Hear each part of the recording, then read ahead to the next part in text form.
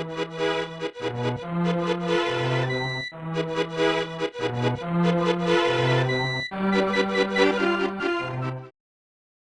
everyone, welcome to another edition of Play It Through, and on this edition it's Link to the Past Randomizer Edition. There has been a lot of people doing these on YouTube lately, and I've decided to join the bandwagon. A few of you guys have actually requested and asked me over the last few weeks if I would attempt this, so I decided to go ahead and do so. Basically, it's still the same Legend of Zelda Link to the Past, the same game as far as the order of the dungeons and all that good stuff. It is the Japanese version for all the text and stuff, but, you know, we know how to play the game at this point, so the text really shouldn't be too much of an issue. If you're looking for a more traditional run, I do have a full regular Legend of Zelda Link to the Past run on my YouTube channel as well. Basically, in this run, you're playing through Link to the Past, but all of the key items have been randomized. This means all the chests throughout the course of the game. For example, the very beginning in Link's house, we ended up getting a 50 rupee.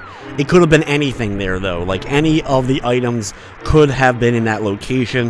The randomizer does a good job, though, to prevent you from potentially getting stuck by making sure that items are obtainable in some way, shape, or form. Sometimes you gotta really go digging, really go looking every single nook and cranny of the light and dark world in order to find everything, but you should be able to still get through it, especially also if you know a few tricks here and there that can allow you to get through a couple of areas with alternative items that you wouldn't expect, like using bombos instead of having the fire rod for the ice palace, or running into the block at the beginning of Mire to get over that opening gap, as well as a few little tricks and glitches that I will be using from time to time that are very much part of the speed running of Link to the Past. I'm doing so as to have fun with the game, so there will be a couple of those throughout, nothing really too major or anything, but helping me get through things a little bit quicker, as this is going to be a pretty long run, as I have to locate and find a certain number of items in order to complete it. There's actually a good amount of items until you are stuck with the situation in Link to the Past that you don't quite know what you can possibly do. You don't realize like how many items are essential for being able to get through the game, be able to complete dungeons, and be able to make progress. Stuff like, of course, the mirror and the moon pearl, the ice rod, the fire rod, a couple of the medallions. One of the things cool in this ROM hack is the medallion plates, such as the one at Mire and Turtle Rock, are also randomized, so you're not sure which one you're going to need. You may need Quake and Ether, or you may need Bombos and Quake. You're not sure until you get to those plates what one that you end up needing. I'm pretty good at Link to the Past. I know it pretty well, so I shouldn't have too much trouble getting through the game with this randomizer and being able to complete it. The hardest things, honestly, end up breaking down to things like shield and the extra armors, the extra tunics, the blue and red mail, because they really do make a difference, especially as you make it farther into the dark world, with enemies being able to take away 3 hearts or more with a basic hit if you don't have the improved mail at the later parts of the game. Of course, dungeons will be completed in random orders. I don't necessarily have to beat the light world dungeons in order to complete the game. I'm pretty sure you only have to beat the dark world dungeons and then go to Ganon's Tower, beat Ganon's Tower, and then Ganon. I'm pretty sure that's all that's actually required.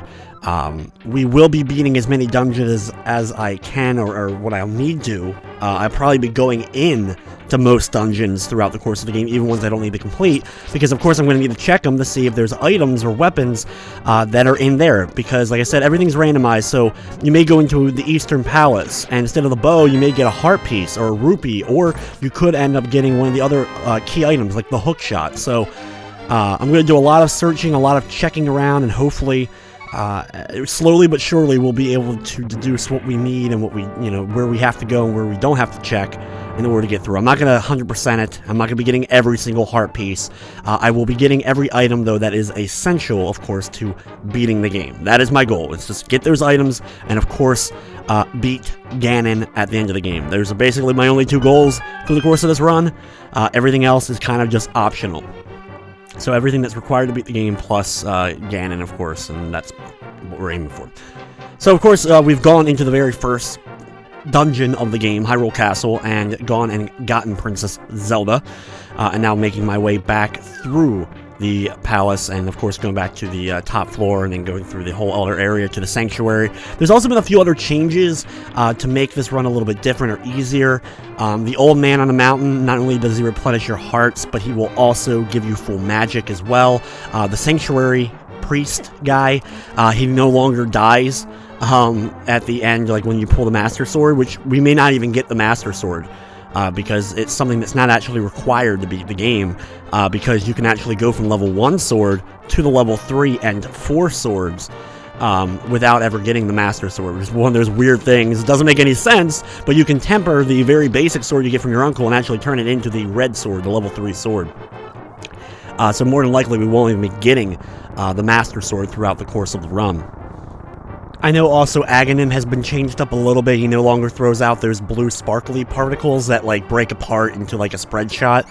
They eliminated those. I'm not sure if that was something that was because of items sometimes aren't there. You can actually deflect Agonim's blast with the regular sword or even the bug net if you have that. So I don't know why necessarily that was changed. Also, a few little things that will help you out, such as when because it's randomized, if you end up getting the better gloves, and you then end up picking up the lesser gloves later on, normally, because the game doesn't know how to handle that, like if you were playing the game without the randomizer version of it and somehow did that, which would be impossible without glitching, but if you did, your gloves would actually be replaced with the lesser ones, and in this randomizer, they don't allow that to happen. Items that take up on the same spot in your inventory, you can actually switch at any point by pressing the Y button, and actually switch between them all. It makes bottle switching a little bit easier as well. There's still all 4 bottles, and they usually end up containing random items. So you may get one with a green potion, a blue potion, a bee, and a fairy, or, you know, a whole mix-up of that as you're finding the random bottles in their locations. All items, not just the chest, are changed though. Stuff that you, like when you buy the bottle from the merchant at Kakariko Village, the sick boy who usually gives you the bug net, the flippers from the Zora, the chest that the thief has to open near the desert, and a few other things are also potential randomized items.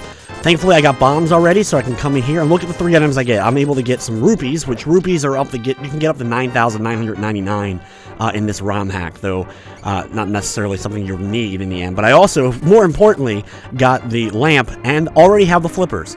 We already got the flippers, so that's one key item that is a necessary item that we don't have to worry about.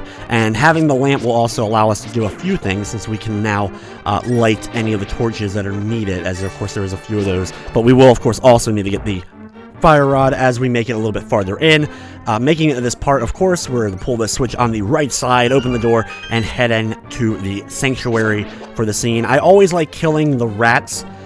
They're a great source of money. They drop all kinds of rupees, either green, blue, or red, and they drop them consistently, allowing you to have a decent amount of money. It's very easy to get the money that you need. You do, of course, need the 500 rupees in order to usually buy the flippers from the Zora, but in this case, who knows what we'll be getting. We could get rupees back, we could get a bow, we could get heart piece, or even a full heart. For example, the sanctuary chest here contains an entire full heart, normally.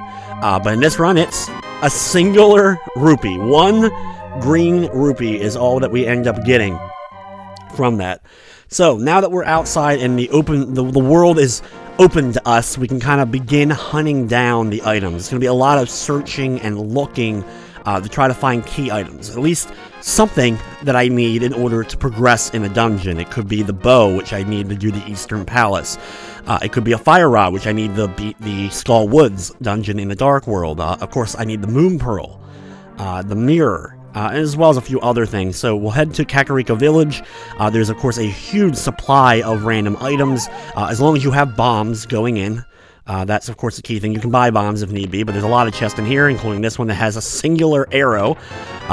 We got a bottle with a bee in it, a heart piece, and a red rupee from these chests. And then, of course, we can open up the wall located here and find even more chests, and hopefully get something good. We have the 1 extra chest in here. Normally, it's a heart piece in this one, and it's a red rupee for this particular run. You can do the randomizer yourself as well, and you'll get completely different setup. They have seed numbers, which basically a seed number, like when you do a randomizer, it gives you a number, which is what that randomizer number is. And that way, if you wanted to give that number to somebody else and have them do it, people race all the time on Twitch, live streams, and race each other with the same seed number. As you can see, I bought the bottle already. That one's okay, so nothing good there. I can come in here, go down in the basement, and there's several chests for us to locate here in the basement of this building. Hopefully, maybe we get something good from this one as well. So there's tons of possibilities and tons of different ways you can run. As we get another bottle, heart piece, 100 rupees. And what are we going to get from this chest? Another heart piece. So there we go. We've already found 4 heart pieces and have gotten an increase. And now we have 4 hearts. Thankfully, we were able to find some of that.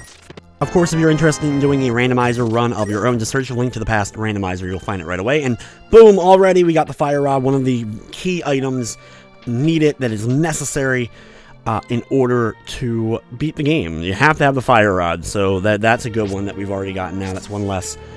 One that we have to work with. There's a few other items here in Kakariko, including the bottle at the back of the inn, or whatever this is, located here, the bar. There's this one, which is normally a bottle. In this case, it ends up being bombs. But we can also go right above here to the house right above, which is where the sick boy is, who normally gives us the bug-catching net. But what will you reward us with this time, you little scamp? A heart piece. Okay, another heart piece. Obviously, since there's a lot of heart pieces out there, I think there's 20 total. It's been a little bit since I've actually done my 100% run of Link to the Past. I think there's 20 heart pieces in the world. Probably wrong on that. Yell at me in the comments. You can just go ahead and do that. You're going to do that anyway, so I might as well tell you can do that. Other key things, I'm going to check inside the library here and see if I even need to get the shoes and bother coming back. Nope, it's just 100 rupees. That way, I know when I do get the boots, which are needed, and I will eventually find the boots, I know that I don't have to worry about coming back to the library, and normally that would be the book, and I don't have to worry about picking that up now. So we head through here. We're going to do the maze run here, which you have to beat this in 15 seconds or whatever. Normally having the boots helps you a little tiny bit when doing this, but it's still very much doable. Without stuff like the digging game and the chest game in the Dark World are both fixed so that you will win every time. That way it speeds things along. And look, we end up getting the power glove, so that's awesome. So now we can do a few things now that we have the power glove. We can go to the Desert Palace technically and get through most of it, but there is that chance that there's a key in the Desert Palace that's still attached to a thing that you normally would have to run into. So we need the book as well as the boots in order to go through the Desert Palace, so we may have to wait for that. Another key thing is the boy that in the Dark World version of him, when you play the flute, he turns into a tree.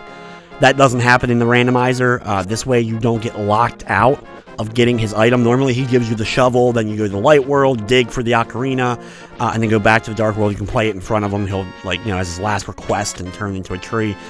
This way it guarantees that you will get it, because you can get the shovel elsewhere and go dig up that spot and get the ocarina, or what would be in the ocarina spot. But of course, because of randomize, you never know. Here, this chest ends up having a red rupee.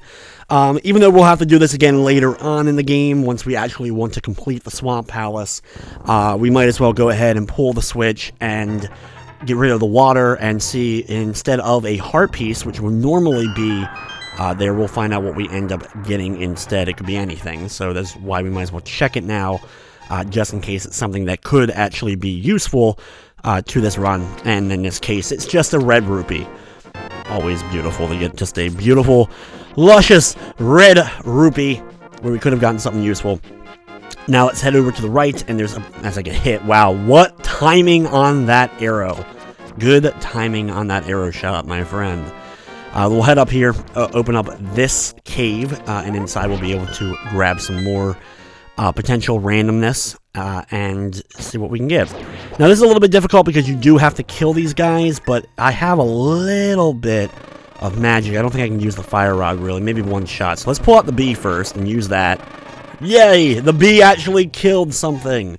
And now I can use the fire rod if I can hit it. There we go, we can kill that one as I fall down while using it. And now I can actually use a bomb. I don't have many bombs left. I can always buy more if I need them, but I can use this bomb, throw it over, kill him with that. Kind of not the way you're supposed to really do that, but that's one way I guess you could, and we can get the 4 chests located in here, which contain, wow, the Titan's Mint.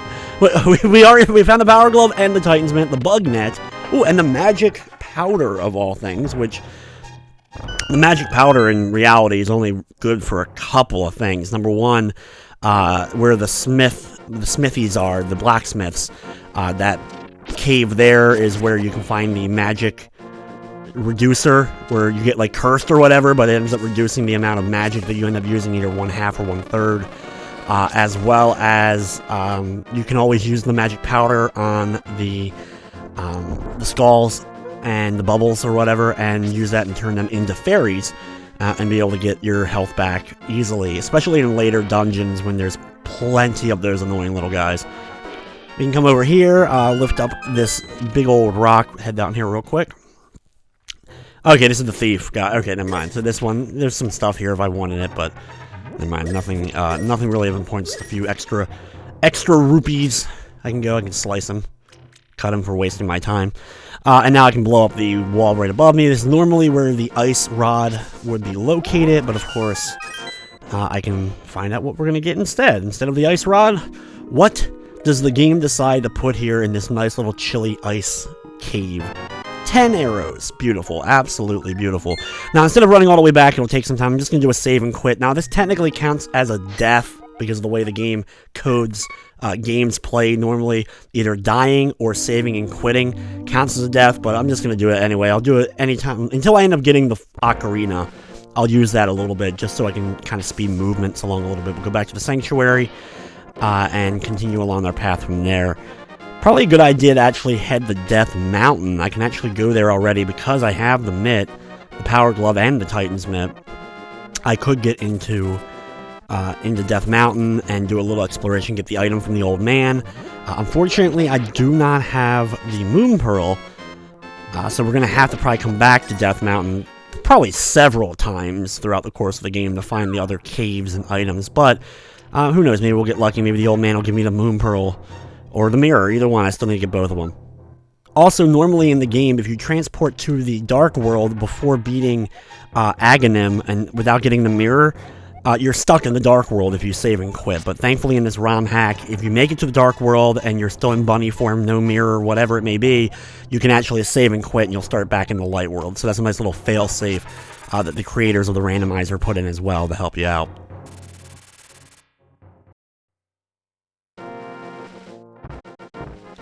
Taking the old man all the way through Death Mountain and stopping by, of course, the place he ends up being dropped off, and he'll give us an item before he ends up going inside, which ends up being another red rupee. Awesome. Well, we might as well go inside, and like I said, they've changed it so not only can you get your hearts back from them, which we do need because we only have 4 right now, and 2 are gone, so there we go, full health, as well as the full magic, which will definitely come in handy. From this point, we can't really do much on the top portion of Death Mountain because we do not have the mirror at this time. And instead, what we can do, though, is I can work around a little bit and go to some of the other caves that are here on Death Mountain, at least a few of them. There's a lot of really good, like for this randomizer, Death Mountain caves are some of the absolute best areas to explore and check out. Just because of the amount of random treasure chests that are located throughout. So let's head on into this one. My memorization of how all the paths work in Death Mountain and where every single chest is isn't perfect, but hopefully we can find some good stuff, including this heart piece that's located right here. We can pick up that and then drop on down the opening down to the bottom floor again. Thankfully landing on here, we can go right. There's some fairies. We could catch them if we really want to mess with that. Go ahead and grab one, just in case that I end up dying at any point. I have that as a backup now. Or I could just pull it out and use it, but it's always that nice little backup in case you end up dying that the fairy will auto-summon. You can get a little bit of your health back. Head on through here, watch out for these guys right here, and head out the door at the bottom back onto Death Mountain.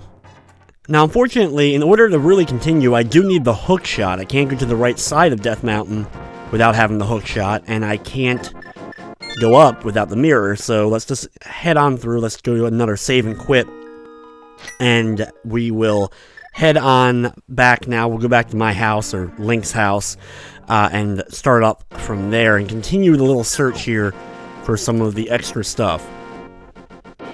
What I can do is head over to the desert, and there's a few caves, heart pieces, and some other areas that we can do a little bit of exploration, try to find some items, see if we're lucky enough to find the book or one of the other items that I do need in order to progress.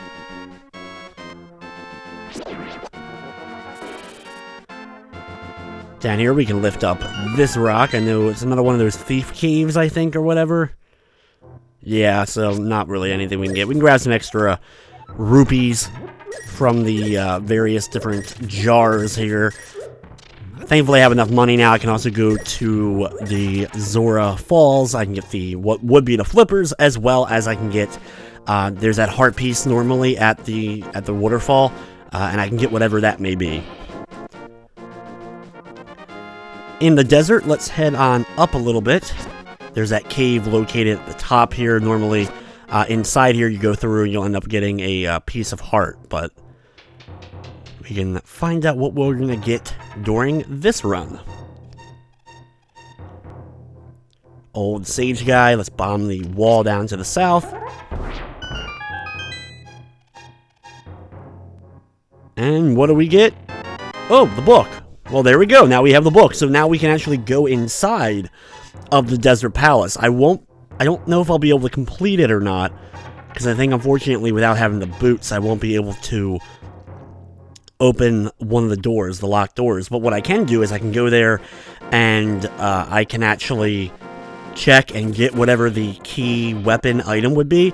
Now, one of the things it does for the randomizers, it randomizes dungeon items, but you're not going to be getting lots of, like, there's only one key dungeon item inside per dungeon. Some of the other random chests can contain stuff like extra rupees or arrows or bombs or heart pieces, but there's only one key weapon that, or item like that will be in the dungeon.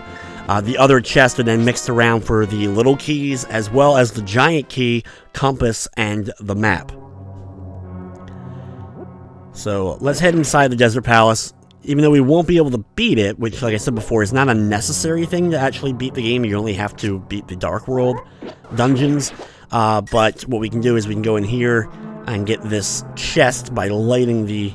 Or actually not lighting the thing, it's hitting the button. And getting the compass. Right, compass. Very, very useful, the compass.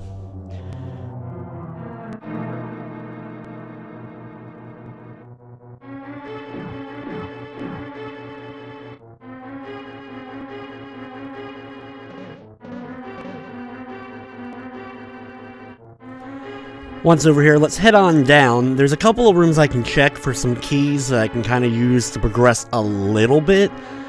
Since we do have the glove, we can go to the second part of the dungeon at any point, getting the heart container, or what would normally be the heart container at the edge of the cliff. We can go in here and grab a fairy real quick so we can grab some extra health. But let's go ahead and head outside. Since unfortunately I don't have any keys at the moment, there's no other keys that I can currently grab, I don't think, without running into that one thing to knock the one key off. So down here, another wonder.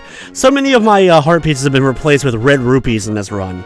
Like, just fantastic. Anyway, let's go up here and head inside, like, the main big part of the rest of the Desert Palace here.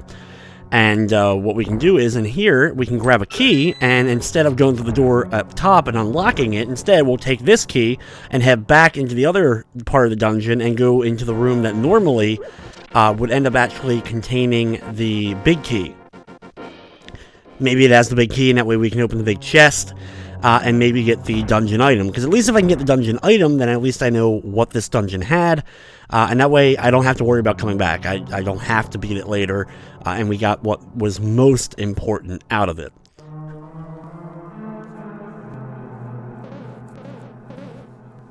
Thankfully, I will eventually find the boots, which of course allow you to move quite a bit faster through some of the more linear hallways. But okay, so down here we can unlock this door now. Head inside here, there's the chest here, there's the big key. We might as well, though, keep going and go to where the big key normally would end up being, which is in here, past the cannon spewing things on the walls. And inside is, oh, the ocarina, there we go, awesome, or the flute. The ocarina, flute, whatever you want to call it, whatever it is. We can use, I know it's flute normally, but it's an ocarina.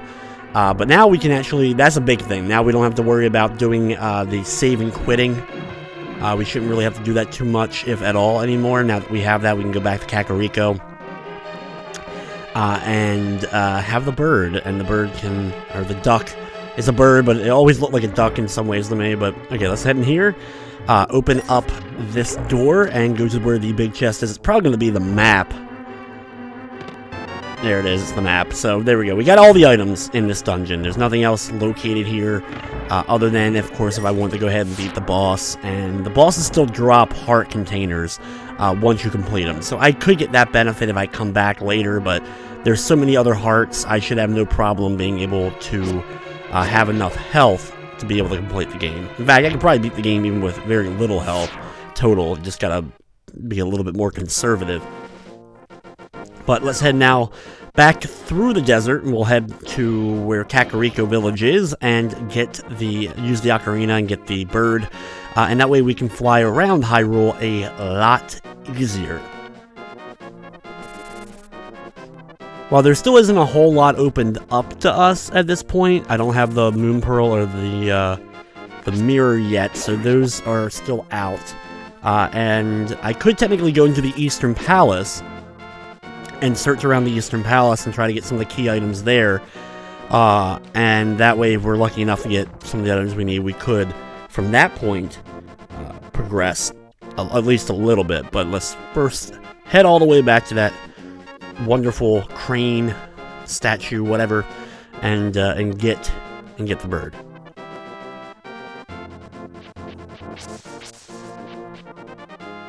It's amazing how much the game speeds up as far as travel is concerned once you have the boots and the bird. Once you have those two items, which you normally get relatively early, you know, especially the boots. You get the boots so early on, you only have to beat like the Eastern Palace or whatever in order to obtain them.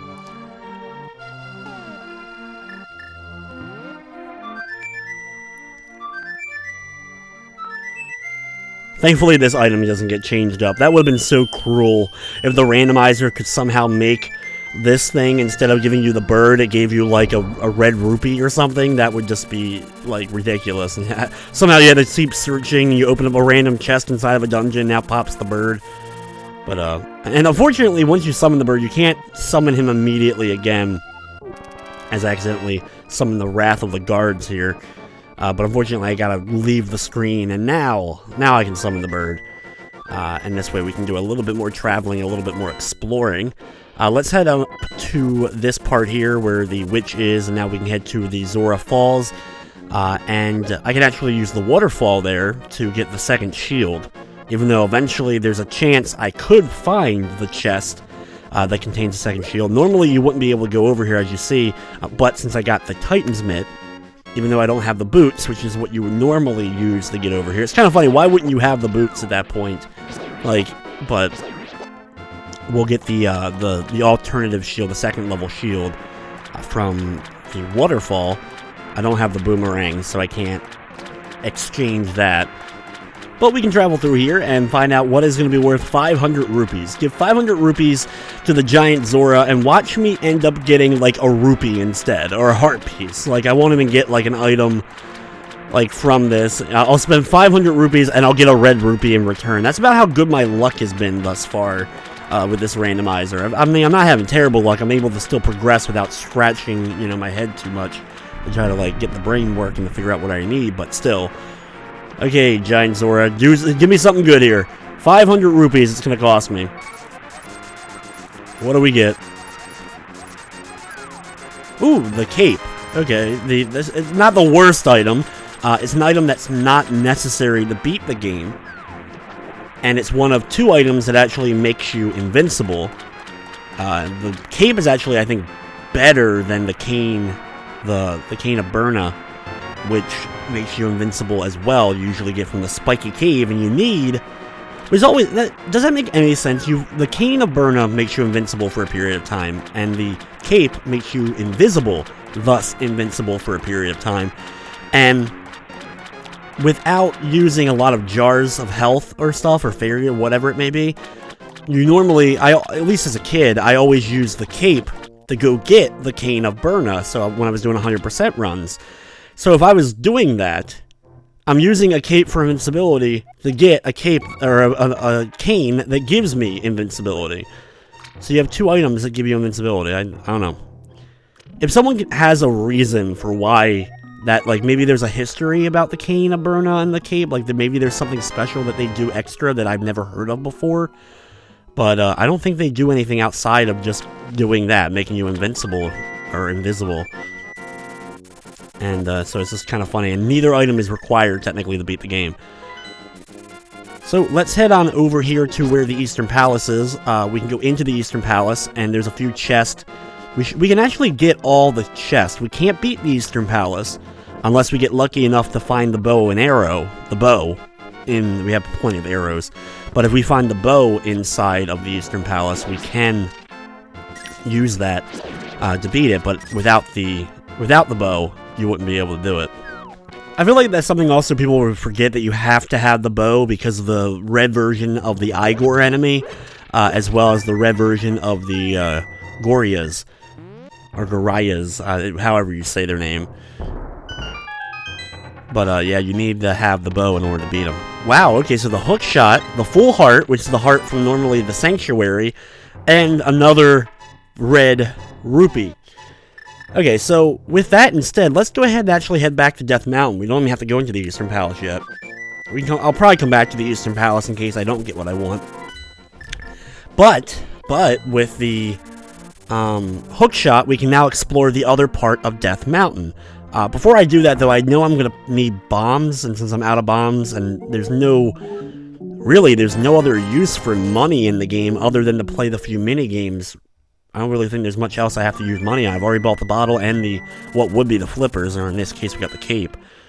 But anyway, so now we have bombs, and we can explore the other half of Death Mountain, which is something normally you would always have gone to the top, done the tower, and then in the Dark World you can come over and use the hook, you go over to that second part of Death Mountain only after obtaining you've gotten to the Dark World, and you have to have the hook shot to get across here. But I don't know, usually in a normal run, if I would ever even take this method to get to this side. I usually just go to the top of Death Mountain and then jump off the various areas. So there's a few different caves and systems that we can go to now throughout here. There's a lot of chests hidden throughout here. So we'll start off by dropping down to the right here, and this will allow us to bomb this wall up here and get to see all the stuff that's inside. There's actually a couple of chests here, and then when we go up, there's actually some other chests located here too. 50 rupees and 20 rupees. Great. More rupees. There's a lot of chests in Link to the Past that contain rupees that I never, think about, but... And now in here, we can use it's a little bit hard, but we can use a bomb. We can throw the bomb over this little wall here once I try to take out these guys first, just because they're annoying. There we go. And we can throw this bomb. It's a little bit difficult to do, but we can chuck it over there and actually hit the switch. So there we go. And as you can see, there's 5 chests in this room, and we get bombs. Another red rupee. Really? Another red rupee. 10 arrows. Oh, there we go, the boots. And the cane of Burna, which I was just talking about. So now we have both of the non-needed invincibility items. We got both of them. Both the cane of Burna and the invincibility cape. The magic cape. So we have both of those items, but more importantly, I have the boots, and that's something that is very, very useful, just as far as some speeding up of some stuff and all that good fun stuff. So let's head back into here, and now we're going to go to the left side and go this path. I end up using the magic cape to help me out at a few locations. You don't need, like I said, you don't need it. But there's a couple of things I can use it for to kind of help certain areas. Up here, we can open up this and grab a fairy, or the fairy can run away from me, so unfortunately I can't grab the fairy. But either way, I can kind of drop on down here and let's head inside this cave. Do a little bit more exploring around this area. Thankfully, the hook shot can actually be used to kill enemies. Pretty, like, good amount of enemies can actually be killed using the hook shot. So, since I got it so early, I might as well use that to my advantage. Run around the very long path and drop on down here and find this chest located here, and it contains, well, bombs. Great. More bombs, but that's one less chest that we have to worry about. There's one less set of bombs that we could get from chests. So something that you may not have realized is how many chests in the game contain bombs, and how many contain arrows, and how many contain 20 rupees. There's just so many chests in this game that contain those 3 specific things. But, okay, so let's head back now. We can now go to the Eastern Palace, I guess. Trying to think of... There's nothing yet I can really do, because I still need the Moon Pearl, and I still need the Magic Mirror. So having neither one of those, I can't go to the Dark World and start beating dungeons yet. It's funny, we've been going through this run. We're already like 30-some minutes into it, and I have yet to beat a single thing outside of escaping Hyrule Castle. But once we get the items that we need, we should be able to kind of steamroll through several dungeons relatively quickly. Thankfully, I'm pretty good at getting through a lot of the dungeons in Link to the Past relatively fast. Like I said, I will use a couple of speed run tricks here and there to speed things along. Maybe make things more interesting, maybe make them less interesting, depends on your perspective. Head up here and we'll grab this chest, and there's the mirror. Great! Well, we don't need anything else here. Okay, we got the item, we got the dungeon item.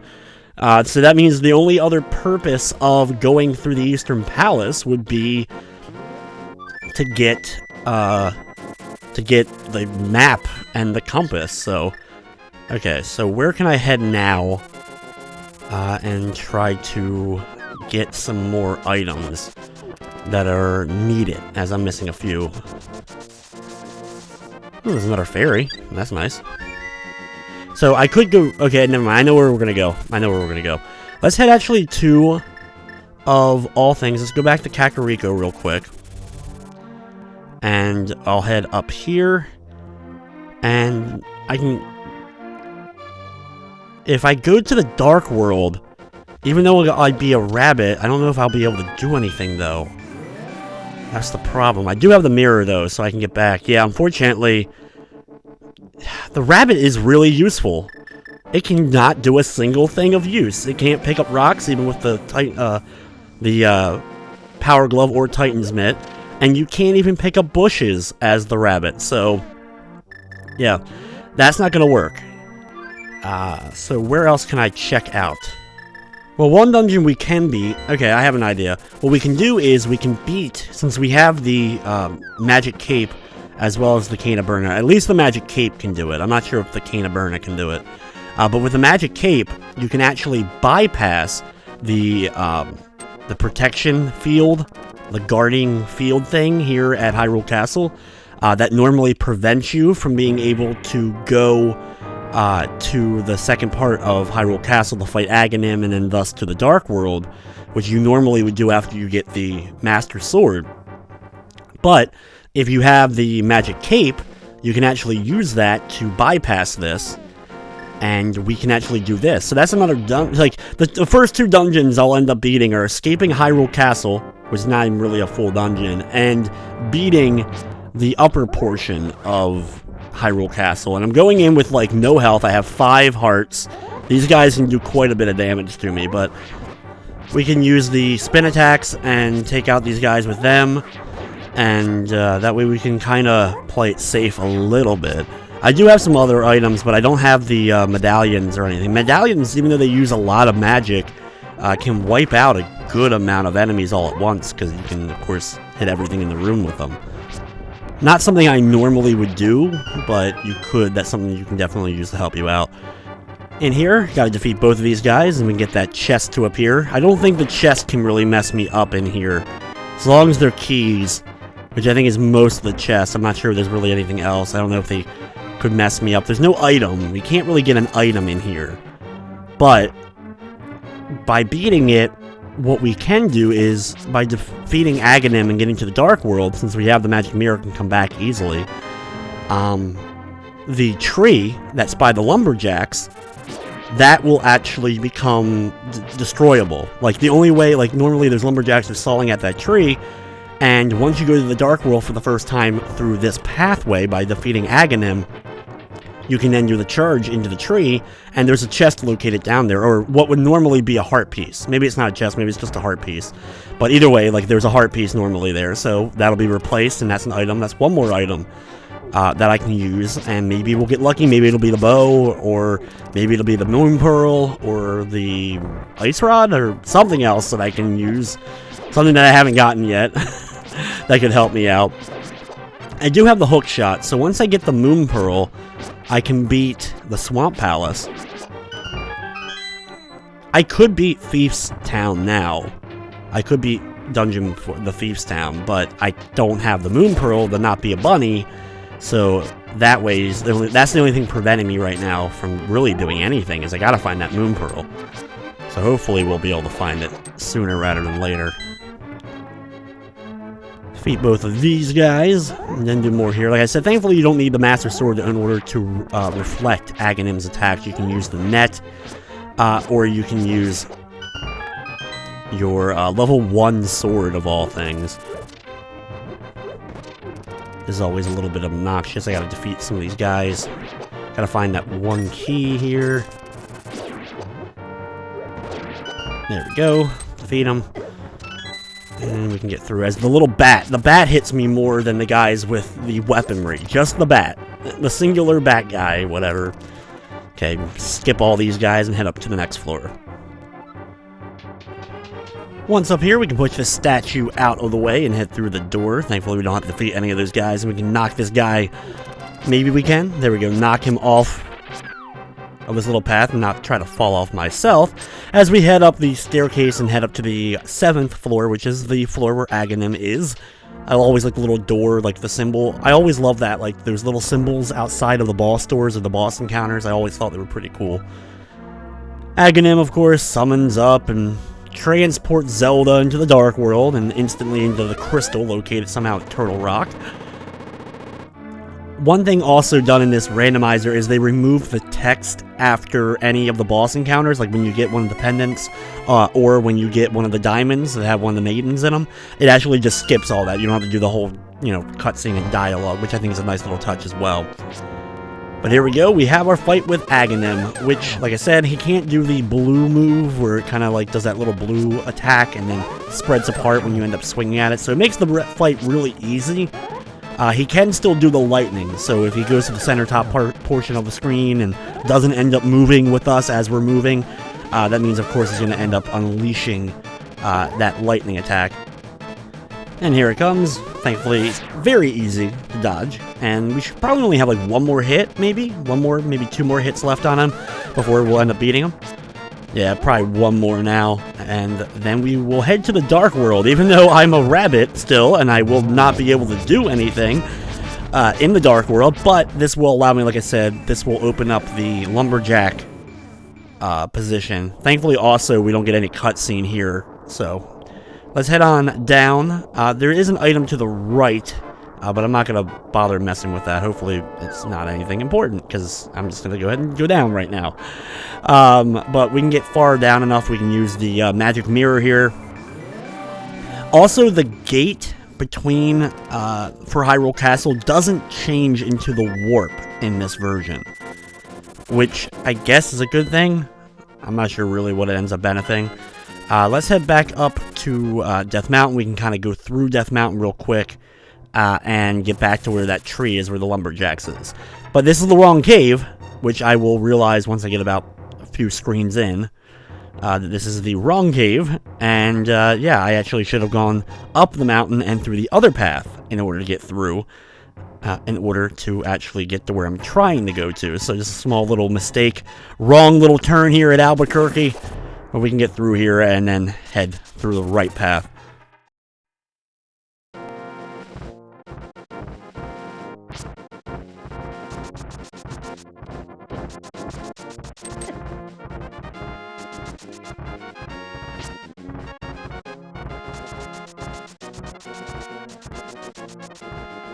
Now, here we go. Now we're at the right cave entrance, and we can head through this way and make our way outside of the cave and to where the lumberjacks are.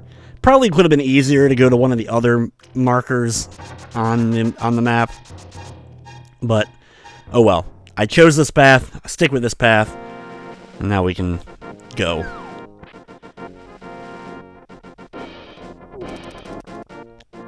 Okay, so let's go up here and then run into this tree. There we go. And find out what heart piece has been turned into. Hopefully not red rupees. Please don't be red rupees. We can go up here real fast and grab a fairy just to replenish the 5 hearts that we currently have. And it's the bow. Awesome. Awesome. It was the bow. So now that we have the bow, we can beat the Eastern Palace. We can also do some of the Dark World Palace 1, the Dark Palace. I'm pretty sure that's what Dungeon 1 in the Dark World's called, is the Dark Palace. But okay, before we do that though, we still need the mirror, so let's head to Misery Mire. Because even though I am the rabbit, I should be able to manipulate my way. Even though the rabbit can't swim, you end up getting this effect, which is just kind of funny how it kind of glitches. Even though I have the flippers, the rabbit doesn't have a swimming animation, so in rabbit form, Link cannot end up. So okay, so we need the lightning, the ether medallion, but we don't have that yet. Not that I could use it anyway, because I'm in rabbit form as I accidentally go through the water again. But I can go in here. This cave has a couple of chests, and I could grab these chests, and maybe we'll get lucky, and it's one of the key items that we end up needing. That is, of course, as long as I can get to the chest. Let's see. Oh, awesome. I did actually not know that. I didn't actually know that. Until I played this randomizer, I didn't know that you couldn't open up chest as the rabbit form. This is something that I didn't know you couldn't do. So you learn something new every time you play an old game, I guess. But up here, if I go to the light world and open up this place, this is normally a heart container, but this could be another item as well. And it's the Moon Pearl. Fantastic. Awesome. So there we go. There's the Moon Pearl. There was only a few other areas I could check at this point. One of them would have been where the magic cape normally is. I could have gone there. And that's, I don't know, really there wasn't much else I guess I could check. But now that we have that, we can actually start beating some dungeons. We can actually now beat a few dungeons. So let's head on over to Kakariko and go up to where the warp is to get to the Dark World, and we will go beat Thieves Town. So we'll beat the first Dark World dungeon that we're going to be completing. And since we also have the Fire Rod already, we can go ahead and beat Skull Woods right after we beat Thieves Town. So before we go there though, let's head on over to the treasure chest game. This is a heart piece. I don't think they change what you get here, but what they do change is you'll automatically get it once you open your second chest. No matter what, the second chest you open during the treasure chest game is that. Now, another thing I can do before I go ahead and do that, I can open up this wall right here. There's a chest located in here, so maybe we'll get lucky and it'll be another one of the key items that we end up needing. Probably not, but we can see. Let's see what we get. Oh, there we go. 10 arrows. Beautiful. Absolutely beautiful. I think also, though, what I can do is go down here, since I already have the Titan's Mitt, which was a great item to pull so early. I can talk to the frog dude take him to his brother in the light world, turn him back into a blacksmith, and then I can automatically get the level 3 sword, which will make a humongous difference in the amount of damage that I'm going to be able to do to any of the enemies from now on. So that will definitely make some of this run. Now I can't use the hammer. I don't have the hammer, so I can't knock those all down. But I can bring the smithy guy over here. I can go to the right side, where normally would be the magic cave, where I could use the magic powder to get the reduction in magic use. We're not going to be able to use that. But what we can do is we can talk to him and give him our sword, pay him the 10 rupees is all it takes to take a normal, everyday, crappy little sword and turn it into the Master Sword level 3, a tempered red Master Sword. That's all it takes is 10 rupees. And these smith guys, these guys work magic. They sell themselves too short because they're working for penance here, like just little tiny, amounts of rupees that they're working for. But there we go. We now have the level 3 sword. I always love the skull cuckoos as well. So let's go ahead and grab this chest before we beat, Thieves Town. We might as well get this done with. It's just one more thing we can take care of. Not something that we have to necessarily do, but if this ends up being one of the important items, it'll just end up helping me in the long run. But knowing my luck, it won't be an important item, but this is just one less chest we'll have to get. I still have to get the bottle, if I need to. I still can get the bottle underneath the bridge in the light world. That's where the 3rd bottle normally would be located. We can also stop by here and talk to the guy who normally would give us the shovel, but this time let's find out what he gives us.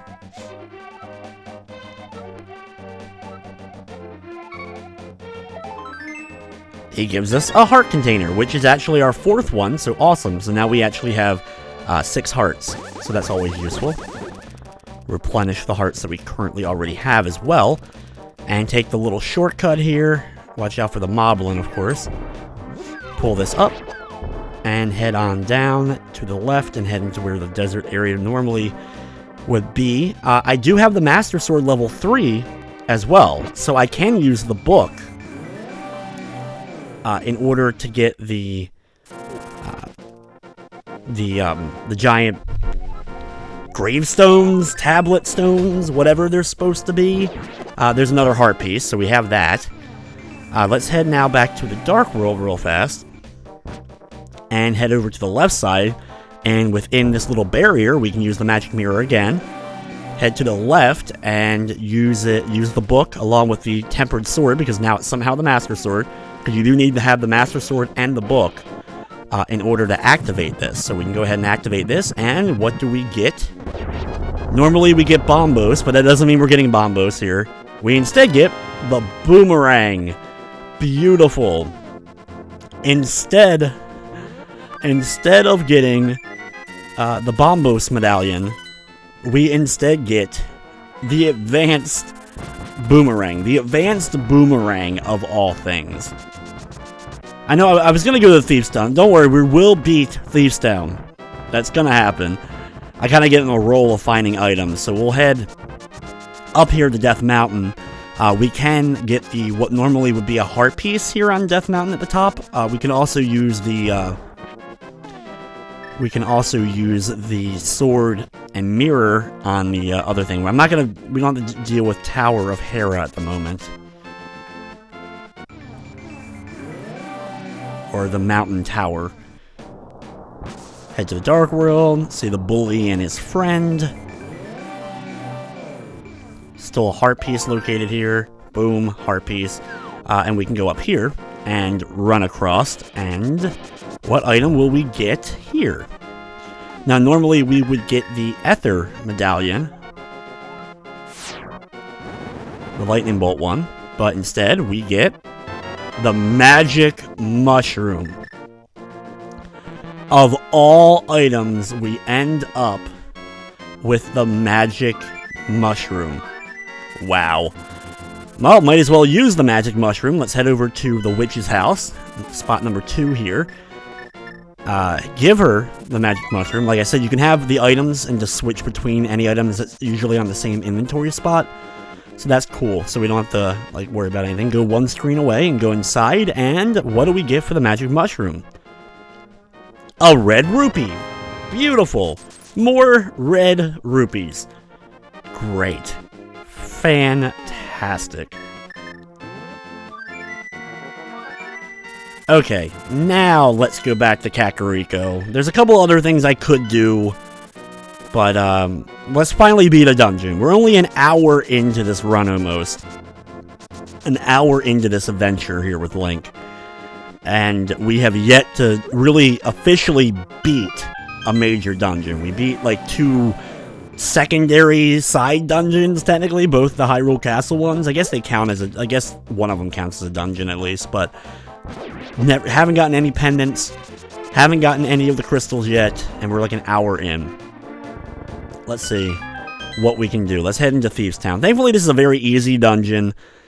If it's one of those ones I've beaten so many times, I probably at this point could beat it blindfolded. Or beat it blind, like Blind the Thief. Haha, see, there's a thing there, there's a joke because the boss is blind, and yeah, that was funny, right? Oh wait, no it wasn't. It was sad. Very, very sad. Let's head down here. Head up the staircase so we can go to the chest located over here. Hopefully we get something good. And we get a bottle. So does that count as the dungeon item? What normally would be the bottle? There's the big key. So we have the big key, now we can continue on the dungeon. So we have the bottle. I don't know if that counts as a dungeon item or not, though, to be honest. I don't know. So maybe we'll just go and be blind, and maybe, and if some reason something comes up, let's see what else we end up getting. Head up here. Head to the staircase. I have to still be really careful because, as you can see, these guys do a crap ton, a proverbial crap ton of damage to me. Even the skeletons can be nasty just because of stuff. So pick up a little bit of health, and the key, of course, Blind's room is right above that, but we don't have her yet. We don't have the floor opened up. Head through here. Watch out for these enemies. Head into this room, try to make my way through. This is always a tough room to kind of get through unscathed. Thankfully, the level 3 sword allows me to beat these guys in one single hit. I could technically turn the bubbles or whatever into stuff, or into fairies, but let's just head on through, head up the staircase. Surprisingly, an enemy that does a lot of damage to you without having the blue or red tunic is those guys, those little lizard dudes. They can do a lot of damage to you if you're not careful, if you accidentally run into them a few times. They can be pretty nasty. So what's up here? The compass! Good. The compass. Beautiful. Fantastic. Wonderful. Amazing. Okay, so let's blow open the floor, and we can head back down and head towards where Blind is located.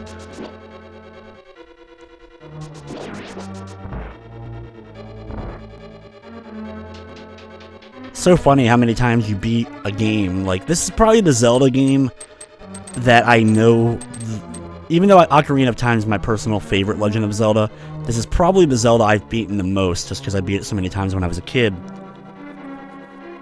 And that nostalgia and those memories remain. So, like I said, a lot of these dungeons I could probably beat blindfolded at this point. But even when I replay Ocarina, which I try to do once a year, but it's been actually a couple of years since I played through Ocarina, so I'd be really rusty if I tried to. I always will have problems in Ocarina with the fire temple and the water temples. Oh, there's 100 rupees. Pick up Blind. With Blind with us. Now, there is the big chest in here as well, but I think you actually need the hammer. For some reason. I want to say you need the hammer in order to do... in order to get to the chest. Maybe you don't. Maybe I'm just imagining things, but I don't feel like risking it. So let's just go ahead and open up this door, head through here, which is, closes on us, and go into the room, and let's beat up Blind. And complete the first dungeon of this run, and just about an hour in, beating the my first dungeon here. Thankfully, the level 3 sword, and plus this battle is one that I've gotten very, very good over the years of being able to get through. As long as you have the fire shield, or this, I call it the fire shield. It's not the fire shield, but the secondary shield that blocks fireballs. So I've always called it the fire shield because of that reason. But if you have that, you can block a lot of the attacks of blind and make the fight an absolute breeze. So blind goes down. We get a heart piece. We get our first crystal. We have now beaten one dungeon less than an hour in.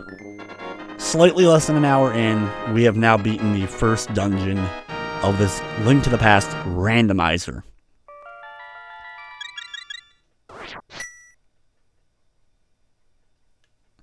Now, from this location, we can instantly head north, of course, into Skull Woods, and complete Skull Woods, and get our second dungeon complete.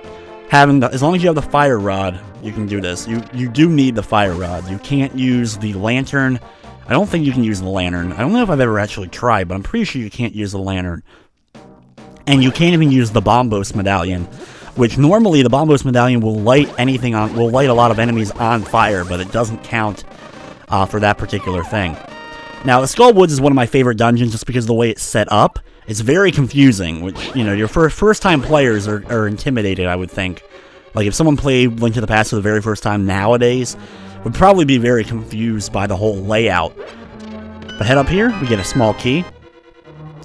There's a few chests. I'm going to be able to use the bomb jump trick that I normally like to do to have fun with with Skull Woods here. There's the map, so we've gotten 2 of the items.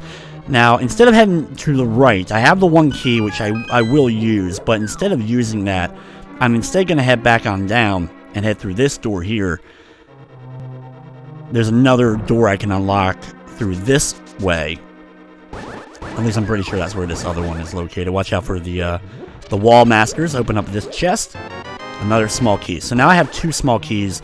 I don't have to actually open up that one way. So there we go. We can use one of the 2 keys here. We still have the other one in our inventory. And get up here and grab this chest that has, there we go, the big key. So now I can go left into what normally would be the first room that we go here. Left, that locked door is the one that I decided not to unlock. But what we can do is here, we can use the bomb jump, put a bomb down, move a little bit over from it, and jump across the gap. And we have the Ether medallion, of all things. Actually, I'm not going to use the mirror. Don't use the mirror. Instead, just die, go to that room, and then we can walk out of the, not die, but get hurt, and walk out this way. If I used the mirror, it would have taken me back to where I fell in, which I didn't want to do. So now we have the item. We have the big key. We have the item. We have an extra key left over. So having that key that we still have left, we can easily get through the last part of Skullwood. So that's the reason why I didn't want to use that key. Is because I can now use the key for this part, the last part. I always love this thing here, using the fire rod on it. It's a really quick animation, but that always was really cool to me when I was a kid. I always thought that was a really cool animation of that thing lighting on fire and him being hit. But now we have that extra key, and I can use it to easily get in here. I don't have to worry about going to the other part of that room and going. Normally, that's what you would have to do in order to get that key. But this way, we have everything we need, and we can just kind of go through and work our way towards Mothula. Now, this is always a pain, but thankfully the level 3 sword, the Gibdos are not that much of a threat. I have to be careful, of course, of the wall masters, that they don't end up hitting me here, but take out the, I have to actually hit them with the sword. The beam really doesn't do much. But light these, light this one, run up, light the top one, and head on through. If I'm quick here, I can get right through the opening, slash it open, go right through. This room, all the enemies are here, but the one that contains the key is the Gibdo. Of course, the toughest enemy here. Of course, you can use the fire rod to instantly kill Gibdos if you don't want to hit them or you don't have a powerful sword. Much quicker. Drop on down, and that's do battle with Mothula. Just a few minutes after beating the last dungeon, we're instantly now beating the next dungeon here. Mothula is a pretty tough fight. It took me a while to be able to beat Mothula without getting hit too many times. And since I don't have the other male, obviously, you wouldn't have it yet anyway. You don't get it until the Ice Palace. But I still have to be a little bit careful. Thankfully, the spikes don't do a whole lot of damage to you.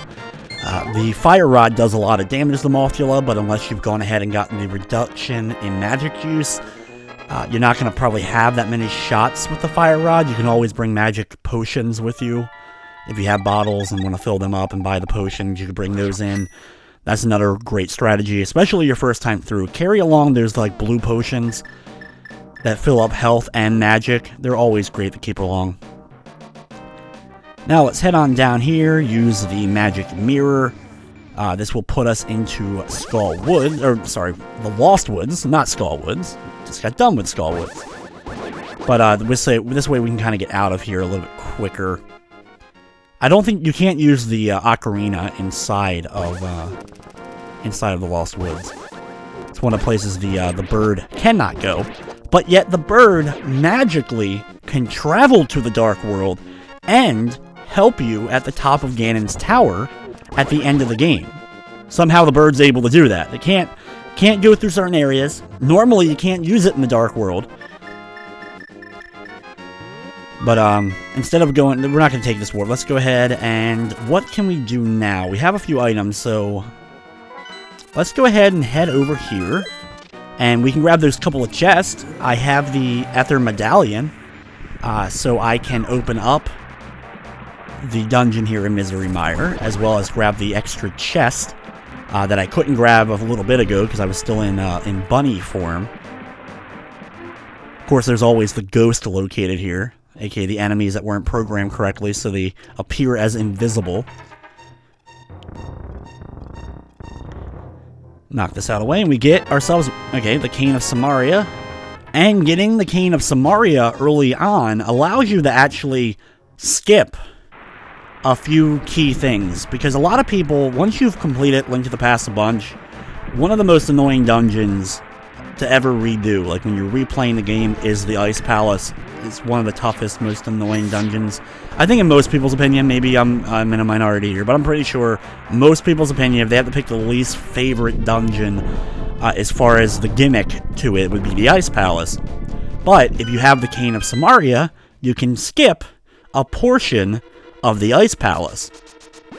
But you can even skip more of it if you have the Cane of Samaria mixed with the, you know how to do the bomb glitch. You can skip out on even more of it. So now instead of going to, we haven't completed the Dark Palace, we haven't completed the Swamp Palace, 1 or 2. We've beaten dungeons 3 and 4, Skull Woods and Thief Town. And now we're going to go to dungeon number 6. 5 is normally the Ice Palace, and 6 is Misery Mire. So, let's head to, let's get through this dungeon. Now, this one is a little bit tricky. I think because it's late in the game. It's one of the later dungeons. Normally, if I was replaying through Link to the Past a lot as a child, this would be one dungeon in particular that I wouldn't necessarily always get to. Like, normally, a lot of times I would start a new game, play it until I got bored, and then stop playing it. Next time I picked up, I would just start a new game. I don't know. Just because like I said, I played through the game so many times that you kind of just get these things ingrained. But I would say this dungeon, Misery Mire, and Turtle Rock are probably 2 dungeons that I don't have, like, as concretely memorized as others. Head through there. We got the compass from that chest. There's a good amount of chest in here. Hopefully I'm able to get the items I need. Up here, thankfully we get a key. There's also a thing down here. If you hit this button, you can get another chest on the spikes, and that contains a small key, so good. We ended up getting 2 keys from this room. So that's very useful. Heading up here and into this room now. This is the big bridge. Yeah, the big bridge room.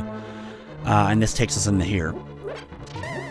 Now, what we have to do is carefully work our way around, watching out for the little light ball moving around, but we can hit this as well as get this small key from the left side, as well as, like I said, put down the blue switch Now, we can go technically to the south. There's a door that's locked to the south. But if instead we head back to where we kind of came from, and head back there, as I'm just trying to find some extra hearts or anything else to kind of help my health here. Normally, you would have the second mail, the blue mail, at this point in a in a normal, actually, in order run through of Link to the Past. You would have the blue mail at this point. So a lot of enemies do a lot of damage to you if you don't have the blue mail. But head down here, we can open up this chest. It contains another key. So now we have 3 keys. We might as well use some of the keys. We still need to find ourselves the big key, which the chest is located in that door that was a little bit south and to the right, and you have that bridge that falls apart, which is similar to the room in the Dark Palace, but a little bit tougher in this one. We can head on through here, get another key from that enemy drop, so we have 2, and then use one of them to open up that door to the left, head through this room. This is where the slugs are introduced. These wonderful, like, slugulas or something they're called, and they just move around and drop bombs. But in here, we can use the fire rod, and when you're pushing a block, if you fire the fire rod while you're pushing the block, you can fire through it. You can only do this while the block's still in motion, but this allows you to make it through this little puzzle, a lot quicker. Not that it's really that long of a puzzle, just you have to push everything out of the way and stuff, but this just makes it really easy. The whole place shakes for like an hour. But eventually when it stops, you can go through. There's the floor opening now. We can go through here. There's nothing above you. There's one of those little things you can use to communicate with the sage or whatever. Normally that would be the big key, but unfortunately that's not the big key.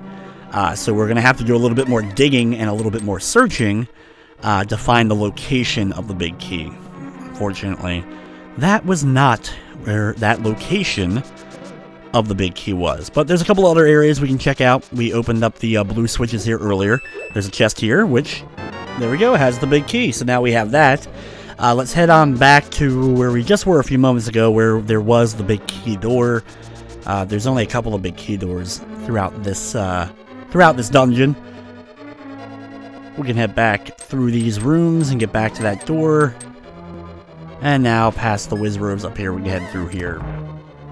Now, this door just has a warp that ends up leading you to the other room that has the big key spot. Now, normally when you open this up, I head to the left here. I think it's the magic jar, if I'm correct. We already have the cane of Samaria, so we don't technically need to get the item here. We can beat the dungeon, but for completion's sake, to make sure that it's not the item that we need, like the ice rod or one of the other key important ones, if you don't have the hook shot, you can always run against that bottom block. I always have a little bit of tough time doing it without killing the Zols, the gels or whatever they are. There's guys there. Those guys are always annoying, those little slimes. I do have to kill these Wizrobes though.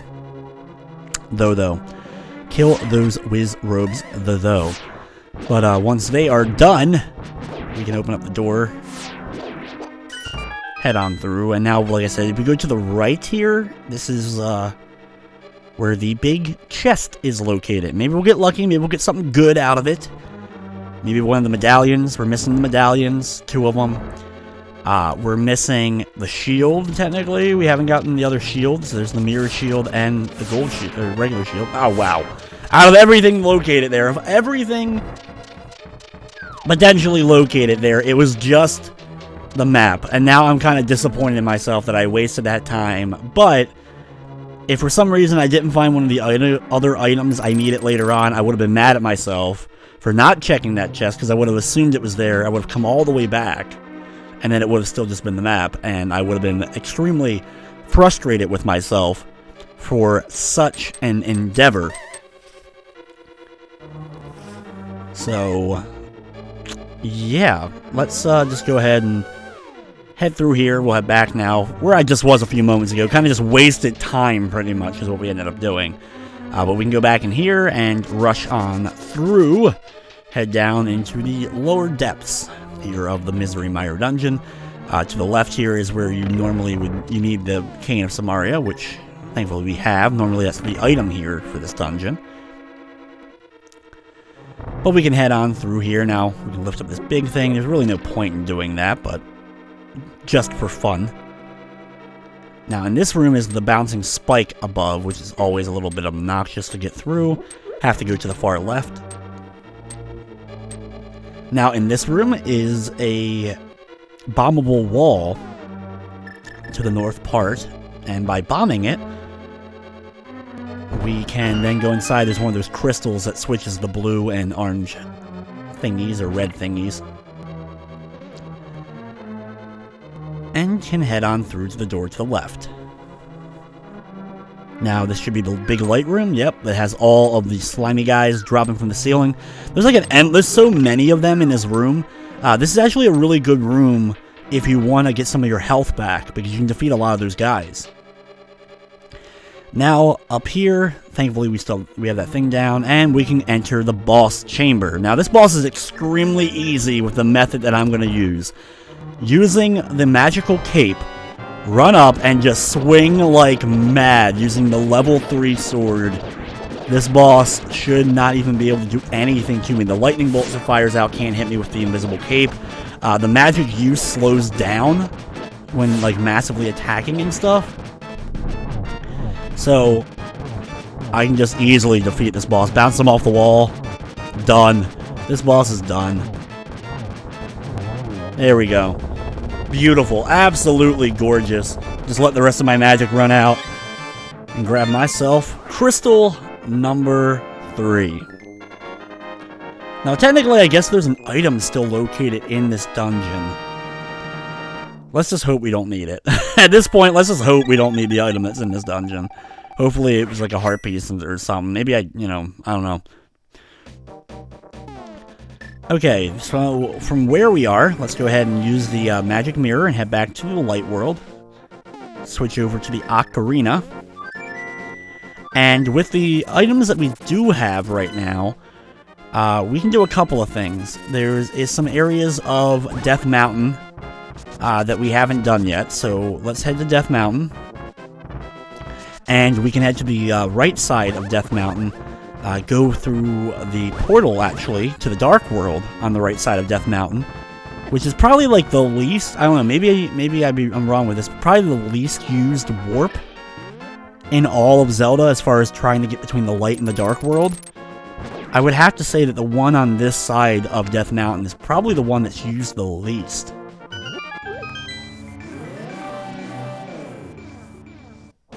You guys, let me know down in the comments if if like you ever use that warp usually. But by doing this, we can travel along Death Mountain and try to go to a couple of the other little areas and some of the other chests and items that we haven't gotten yet during the dark portion of Death Mountain. Now, what we'll do here is we can knock the guy out of the way if we want, but we can fall down here, head up. You can push this out of the way. And then head up the staircase and come right back down, and then you can actually get across that little opening. It's just, technically you could drop down that right side and you'd be over there as well, but either way, go down the stairs or fall down and you can get to the opposite side and head up the stairs. Now, up here, we have a few more of the openings and floor stuff, and pick one of these. I don't think it matters which of the holes you end up picking here. I guess technically either of them will take you to these chests, but there's 2 chests located here. We get ourselves 20 rupees and 50 rupees. Great. Well, that was well worth the trip, wasn't it? That was well worth my time and your time traveling here and getting those rupees. But thankfully, we're not done here yet. This allows us to get up to this top portion here, where we can pick up this giant rock. And head down here. Now, this cave has a few thingies as well. A few other chests that we can grab. We have the hammer. Awesome. There we go. That's a huge addition to our thing. We have some bombs.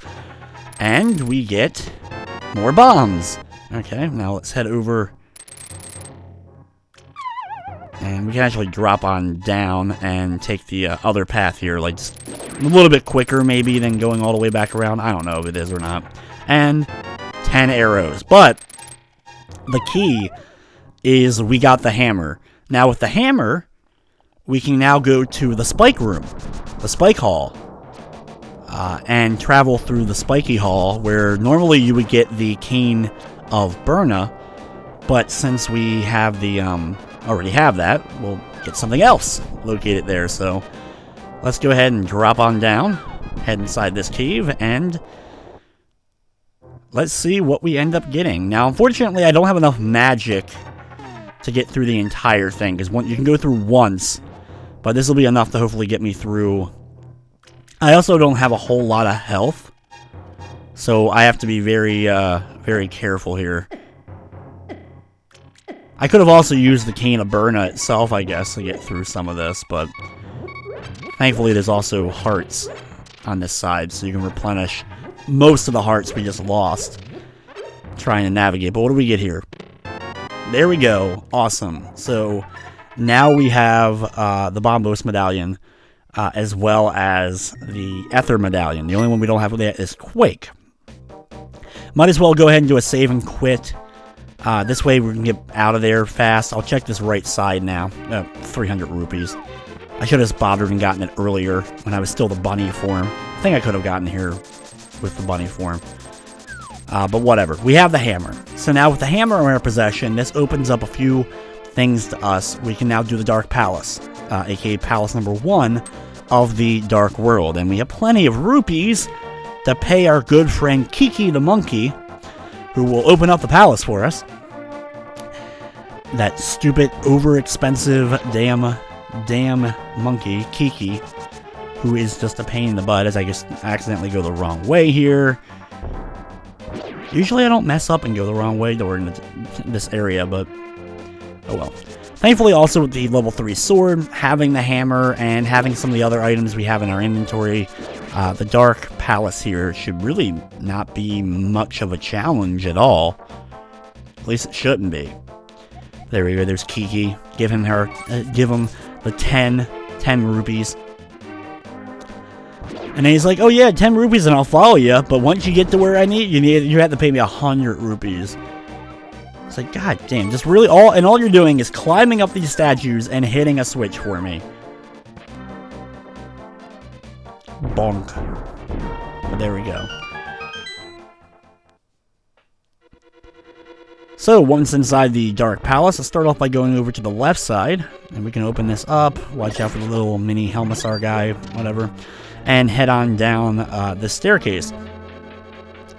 Now, normally, I think there's a key from this chest, I think, normally, and okay, there's a key there.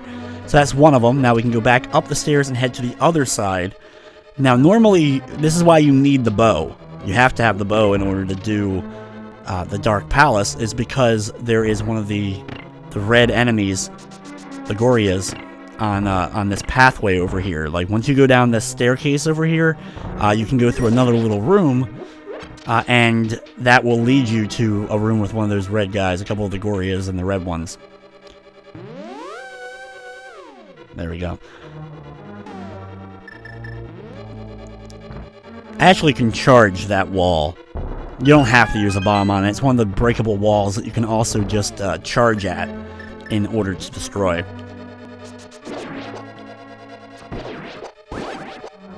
Like this right here. We can just kind of... You can either use the bomb or you can just, boop, charge right into it. And there we go. There's the red Goria. Did I miss him? There we go. The green ones can be defeated without using your bow and arrow. It takes a good amount of hits to do so, but you don't need the bow in order to beat them. Thankfully, we get our arrows back, the few that we used, and then we make it this beautiful looking room.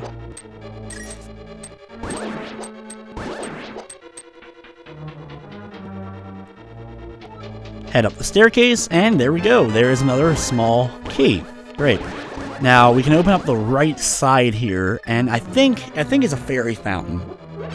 I think that's what's located to the right here. Yeah, it's a fairy fountain. I have full health, so I don't actually need the fairy fountain, but we have the hammer. We could go down, but to the left, blowing open the wall, is another one of the chests, which has the ice rod. Awesome! Okay, well, that's another item off the list. We don't have very many items that we need left. We may need Quake I don't know if we're going to meet Quake or not. We may meet Quake in order to get through Turtle Rock. Just because, like I said, the medallions that are needed for Turtle Rock and Misery Mire are randomized as well as part of this randomizer. So, we have the Ice Rod, so we have the item now. We just need the big key in order to go and beat it. Because there's no other weapon or big item of any use. We have the item. We got the Ice Rod already. So, that really kind of shortens the amount of rooms that we need to explore here in the Dark Palace. So we can go over here. Yeah, literally the only item I'm missing off of my inventory list at this junction is the Quake medallion. So wow, okay, we're actually in really good shape then. I don't really need too much else. Now there is a chest there normally, but let's head up here first. This is normally the big key, and it's still the big key. So there we go. Now we can kind of jump off the side, hit this chest. I think this is normally a small key. Okay, so there we go. There's a small key. It may be something else there. I know it's not in the sense, like it's not the big item. It's not a big key. I know that's definitely not what normally is there. And now we can head back up, head through this area, and now that we have actually everything that we need, we don't even have to open the big chest, because I'm sure the big chest here, which, you know, normally is in that one room with the falling floor and all that good stuff, we don't technically have to even go there. Let's see here. There we go. There's another key. So I think that's all the keys that you actually need. We just have to open up the pathway so we can go to the right here. We could open this up because, yeah, no, normally you can go up here and go through this big walkway to the left, as I screwed that up. But yeah, so yeah, no, I don't need to go that way. We can actually head back, drop on down here. Oh, this is a fun little thing you can do. You can charge up your sword and jump, and you'll actually bounce off these guys and eventually kill the ones, whatever. You just jump over, but there we go, knock him down. Pick up the skull, throw that, open that pathway up. Now, here we can use either the Cane of Samaria to hit this switch, because we have it, or we can just push the statue, which is what you're normally supposed to do. I don't have a lot of magic, so we're just going to go ahead and push the statue, as it'll be easier.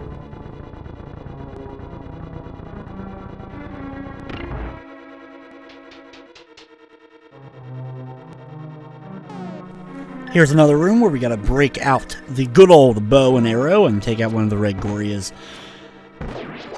We also need the bow and arrow for the next room because you have to shoot the statue on the right side in order to kind of make the wall move away so you can actually get to the staircase. After hitting the little switch, wait for the spike to move over, and then boop! Kind of was a little bit off center there, but it still counts. Close counts in this case. And slowly wait as the wall very, very slowly pulls away and reveals the staircase that we can now go down.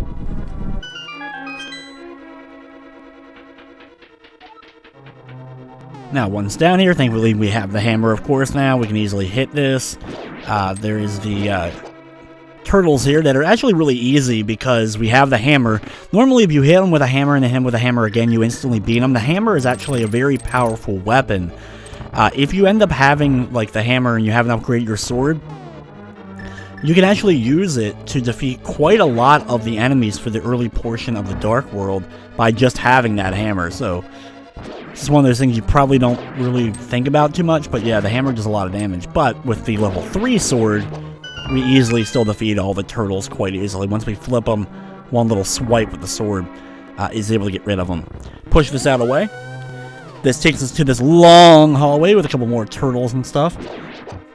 And then we can open up to the door at the very top to face one of my personal favorite Zelda bosses of all time, the Helmassar King.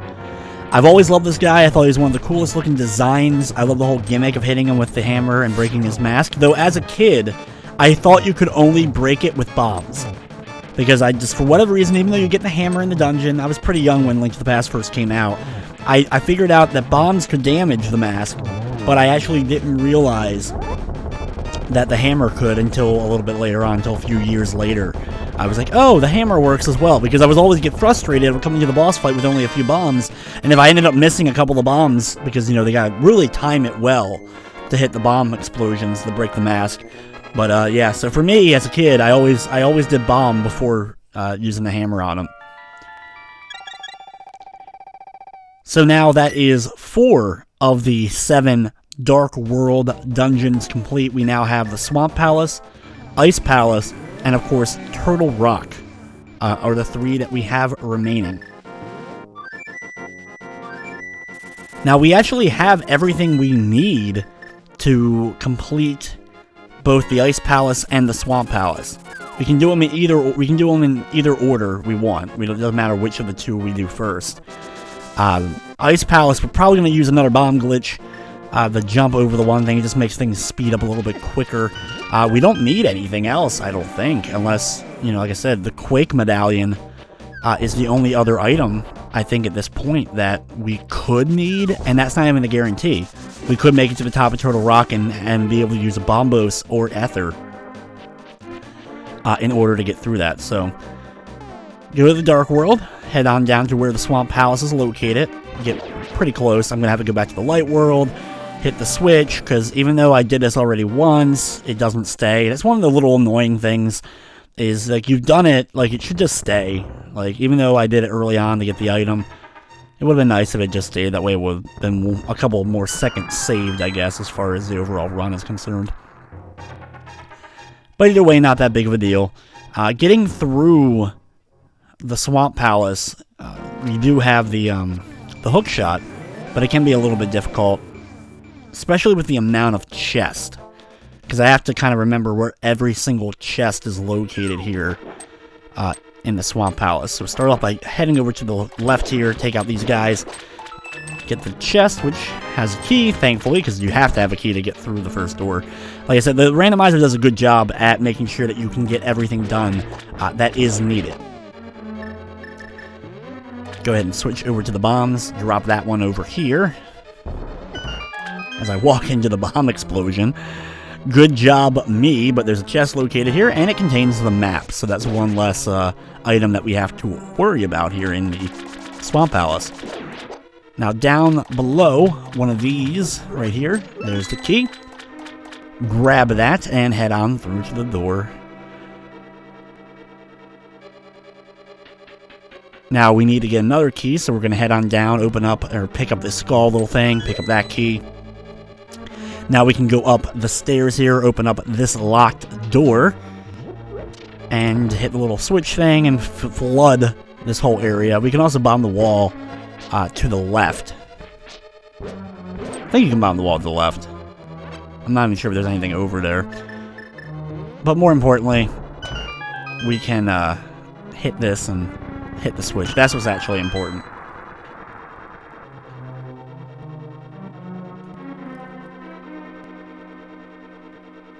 Yeah, okay, so this room is used. It's just a couple of, yeah, that's nothing. You get your bomb back. You can use the bomb to get through, so technically you get your bomb back from that, but yeah, there's nothing important by going that way. Now, this is the room that contains the big treasure chest, as well as what you normally would need, the hook shot from that chest, and go north by using the hook shot in order to continue. Now, heading to the left, this is where we can start to find some of the other stuff. I actually should have gone north first, but I ended up going to this door. I kind of messed this up pretty bad. There is a key located here, as well as that chest to the left side, but we actually have to go back and head north here. I can actually use the hook shot to kind of get over a little bit quicker. Not really saving much time by any means, but now another thing I end up making a mistake though here is I hit this and I hit the switch, but one thing that you actually really, what you want to do is hit this switch again and go back out the way you came.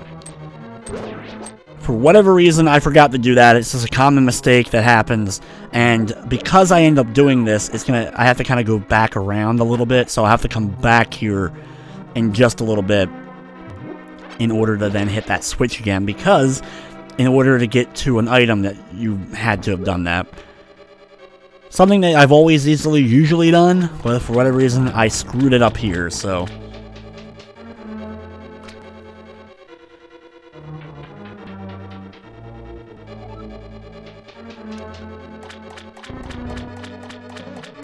like up here where you push this out of the way and fall down here, the right side is where you want to go in order to get the giant key. Now we end up finding, wow, the shield. Of all the items. Now we can use the hook shot to get across here and get these, but because we didn't hit that switch, we can't go to the door over there, and we still need to do that in order to potentially get the key. Finally, I realized that I needed to go back and actually hit that switch. So just a small little minor mistake. Only going to add a little bit of extra little stuff here. But we have to work our way back around, head back through that previous room, hit the switch, go out through the door. Now, I guess, yeah, I still need the big key, so we have to do this. As well, there's another room I could check for the location of the big key, because I haven't head south. If you head south and go through the room to the south, there's also that chest there.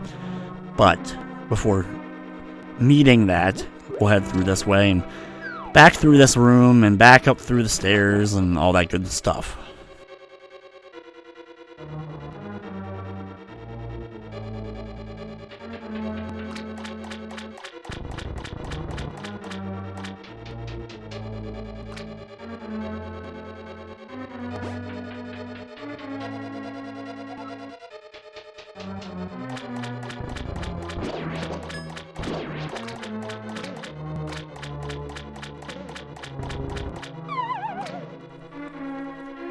Now, fall down, and thankfully, the switch has remained hit.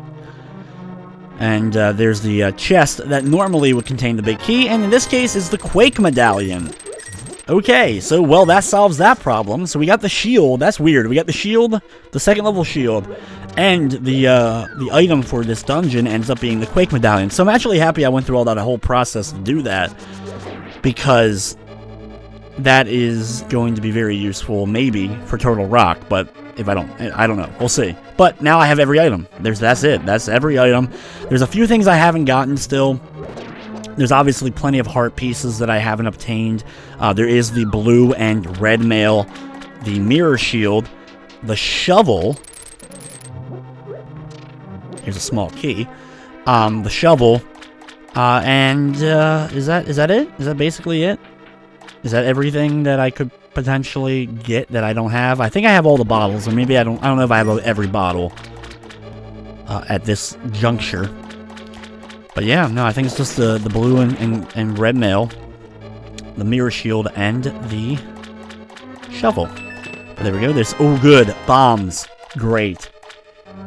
Great. So I don't even have the big key to open this. Now we don't even need it. You don't even need the big key to beat the dungeon, technically, because there's no big key room in here. That's what's funny about the dungeon too. Now, in a normal run, you have to have the big key because you would need to get the hook shot. But in a randomizer like this, since you can get the hook shot elsewhere, you technically don't have to get the big key. Always push that statue onto there and then head back over to this side and head down the staircase here, because this allows you to get through. Without doing that, you wouldn't be on the right side, so you wouldn't be able to drain the little pool of water here that allows you to then walk on through. But coming into this room, head on down, go through here. This is the location for two chests, one of which contains a heart piece. Cool. And there's the big key. So we ended up with the big key anyway, so we have it in our inventory. With those items, let's head up north here. Head on over to the right, because this is the pathway you need to take in order to go through the waterfall to find the hidden room, which you can then take the staircase up. Now, in this room, you have to, once you get into the big room down to the south, you have to swim your way over to the right to that skull. Normally, this is where the key is. Thankfully, it's still here. I don't think it could possibly have moved, but glad it's there. And that allows you to open up this door, and then going through here allows you to get to the boss chamber, which, as you can see, no locked door there. Now, to beat the boss, of course, we do need the hook shot. We can use that, and easily one hit from the level 3 sword destroys the things around him. I always thought these things were like cheese balls or like Cheetos or whatever, just because of the way they looked. Ends up being, of course, a pretty easy endeavor here, especially at this point. Even with not having upgrade armor, that many hearts, or whatever, still an easy fight. Wait for him to land, swing the sword after only 2 swing attacks using the level 3 sword. He is defeated. We get ourselves a heart. And now we are down to only 2 more dungeons left to travel to here in Legend of Zelda Link to the Past. So we have the 2 more dungeons and then Ganon's Tower. Theoretically, we could instantly go to Turtle Rock and beat Turtle Rock next, and then do Ice Palace, but we'll go ahead and head on over to the Ice Palace, which, like I said, I'm pretty sure is most people's most hated. Like how the Water Temple, gets all the hate in Legend of Zelda Ocarina of Time. I always feel that the Ice Palace is the one that kind of gets all the hate for Link to the Past. Now, I'm going to check up here real quick. Okay, cool. It's still a heart piece. Because that item right there, that heart piece located there, that, of course, could be technically something else. I guess it could be the shovel. Either way, let's just head on through. Now, I can go through the Ice Palace pretty easy. Like I said, I'm going to use a trick to kind of beat it even quicker than normally. Having the Cane of Samaria is a big, big plus. Because that really allows you to skip big portions of it. As long as you get the big key, you're good. Now now in this run, technically, in order to do it the way I'm going to do it, you don't actually need the big key at all. You just need a couple of small keys and a little bit of maneuvering to get through. As long as you have the Cane of Samaria and and know how to do the bomb jump, you can easily get through.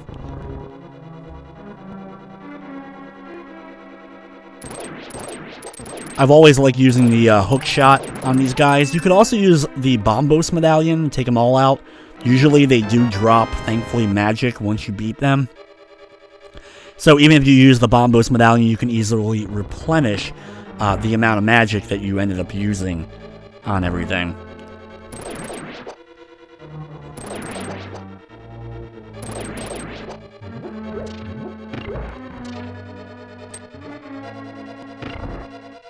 I always hated going into bunny form. You can't even go through doors as the bunny. The bunny's like incapable of doing certain menial tasks in the game.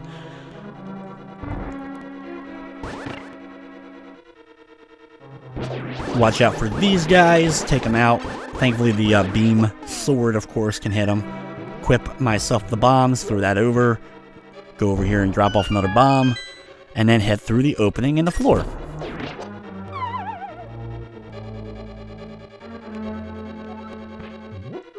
Run up here, hit the Stalfos, drop a bomb and kill him, and then run down to the other one. The game likes to slow down a little bit in this room just because of bomb effects and everything else going on if you do it too quickly.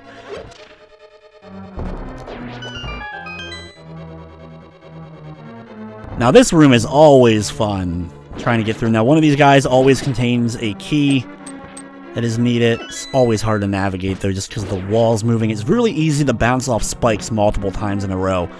Now, this is where things get tricky. Now, what I'm going to do is make it blue. Now, normally, we can't get past this, of course, because normally you would have to hit it and all that stuff. But what we're going to do is drop a bomb. And if you time it just right by dropping a bomb and moving just a little bit down, you can easily make it over. It may take a time or two. It's something that you have to practice a little bit in. But you can do the bomb jump. By doing that, by hitting that way we can actually bypass having to even get the big key, making the Ice Palace even shorter than it normally would be. Now, of course, we still do need magic, so I have to be careful not to make, use any extra magic, unnecessary magic, because you do still need it in order to defeat Cold Stare.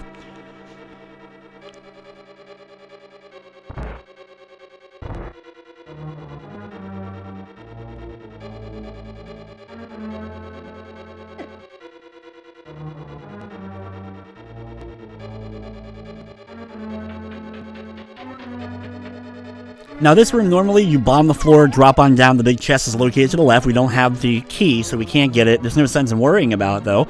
But because of the bomb skip jump, we can just push the thing down and complete the dungeon. Even with, we can do it the correct way, even. hit this, push the block down, or of course, like I said, you could have the big key come down here and have the Cane of Samaria, and you'd be able to do that puzzle even without that.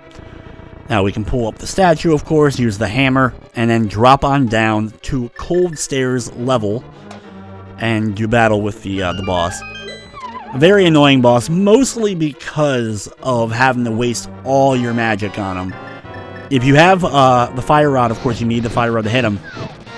It takes all your magic meters. If you don't have the reduction, it requires all of your magic meter in order to do. If you do a nice time, you can actually like permanently get him stuck all 3 of his forms together and actually do quite a lot of damage. The ice here does a lot of damage. Not just Cold Stare. Running into him does a ton of damage, but actually the icicles, the little ice cubes that drop from the top, they do a lot of damage as well.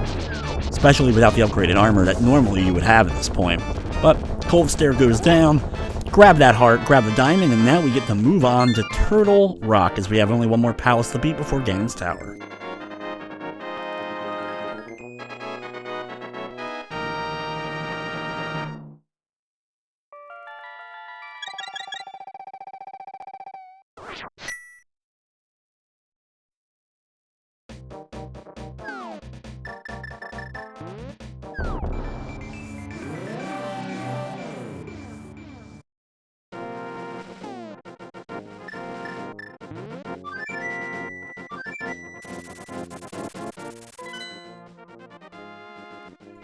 Now, the best way for us to get there is going to be going, of course, over to Death Mountain. We have to go up the mountain, go to the Dark World, come back to the Light World, then go over to the right. Got to hammer down a couple of things so we can get over to where the placement for Turtle Rock is, hit the thingies in the correct order, and then we can open up that portal, and thankfully we have all the medallions, so no matter which one it ends up being, we will be able to enter.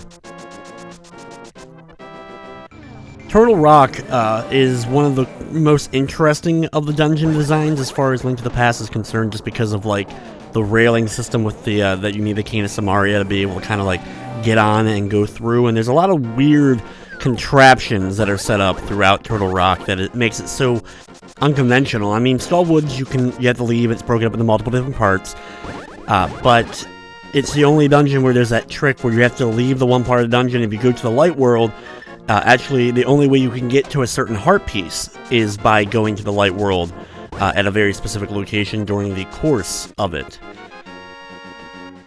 Over here, drop on down. We have to pick up the giant rock. Of course, you need Titan Mitt to do so.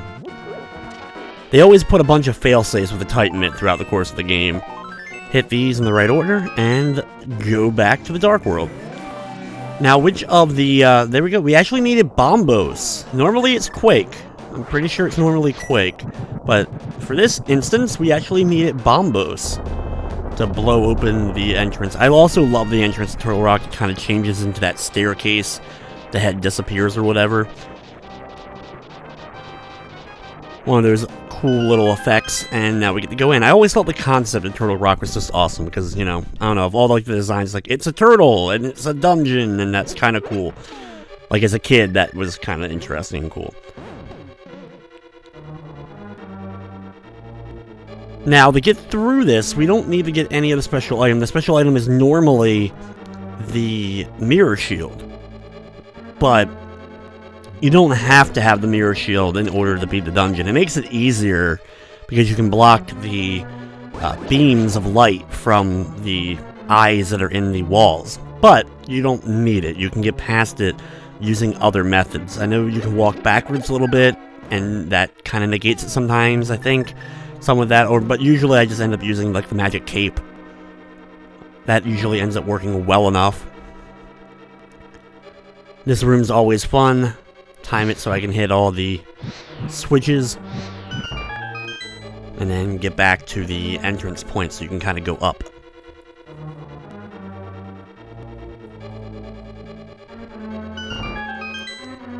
Wow, that closed on me at like the right at that moment when I was going through. That was kind of funny, actually. Head up here, and the location of 2 treasure chests, and we get a small key, and the compass. So there we go. We have at least one key, which is what we need. Instead of going back to the way we came, we just go ahead and teleport back out. This allows us to replenish all of our magic, as well as now we can kind of get back to that room a little bit easier. Just, I think, saves a few seconds here overall. Not a whole lot, but anything's good, I guess. If we head on over to the left side here, when we go down into this room below, there's another one of the lone treasure chests. I think this is normally the map. Map or a compass. But anyway, it has a key. Use the warp again. Probably less effective using the warp this time around, but whatever. I ended up using it anyway. Back in this room, we can kind of now go back over to the left. Drop off here. You can get a heart if you need it.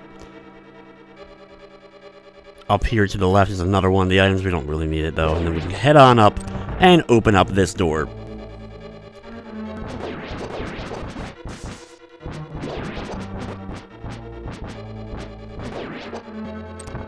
That enemy ends up dropping the extra key. In this room, we can hit these things and push this block, and then we get another. Normally, this is another key. I don't know if it will remain a key. Nope, this time it's a rupee. But thankfully, we still have that other key that we had already gotten, so we're able to head downstairs into B1.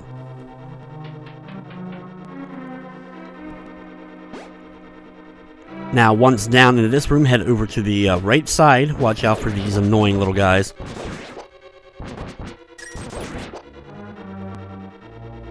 And climb up here. There's some things there. I don't know if there's anything actually of importance. It's probably some magic refill at this point. Yeah. But now we can head back down that lower corner and start trucking along inside the weird tunnel teleporter things that you just kind of zoom instantly around. Once out here, there's a couple of different paths that you can go. There's like two different one of these. We'll have to do both. We'll start off by going on the upper left one here. That puts us down at the bottom.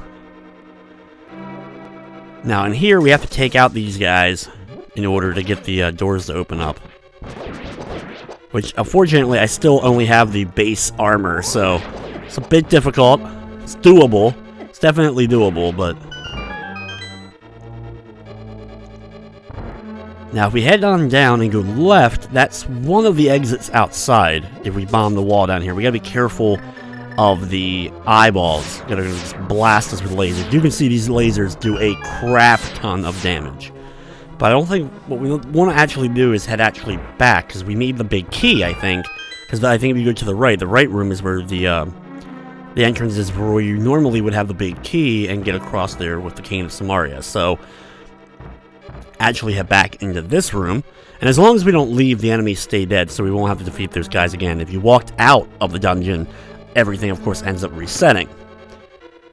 Open up this, head on down. Now unfortunately there is no key at the moment, but hopefully one of these guys, probably the bouncing dude, probably the one that has the key.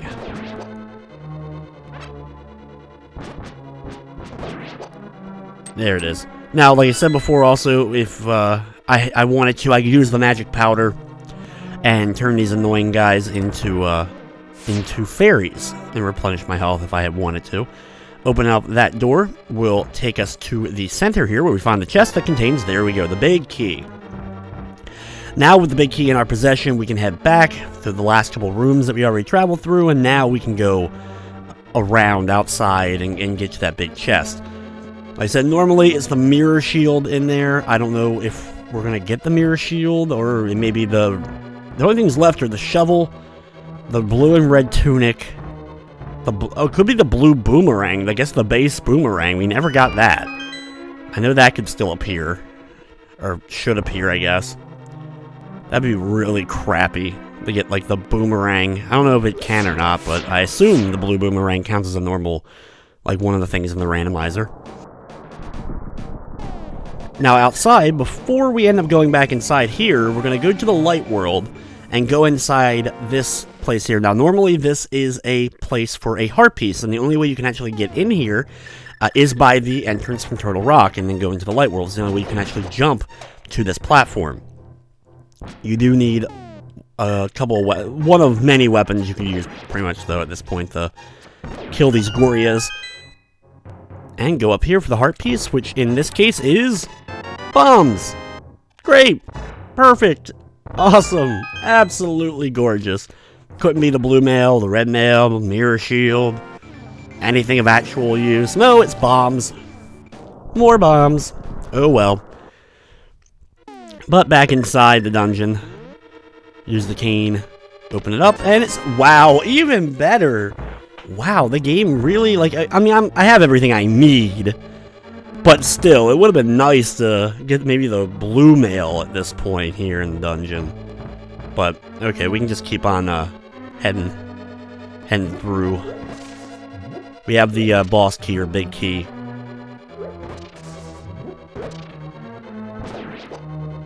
Ooh, wow, I actually dropped a fairy. Cool. That'll give me my health back. Now we can use a bomb. We can blow up the walls on the left and right side. Little guys start scurrying out. The Zoros, I think they're called. Now, hopefully this is a key. Good. Thankfully, that was still a key. And we can head on down to the floor below. Now, I should only need one more small key.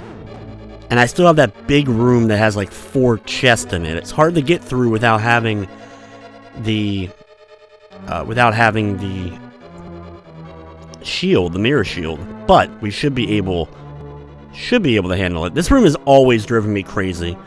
Ever since I was a kid, this is one room, trying to navigate it, trying to get through, because you have to hit the switch, and then you have a time you have to get to the door at the bottom left, and it's just always one of those obnoxious things. There's a couple of ways you can take the path to, like, you can go either right side or left side. Both will eventually lead over.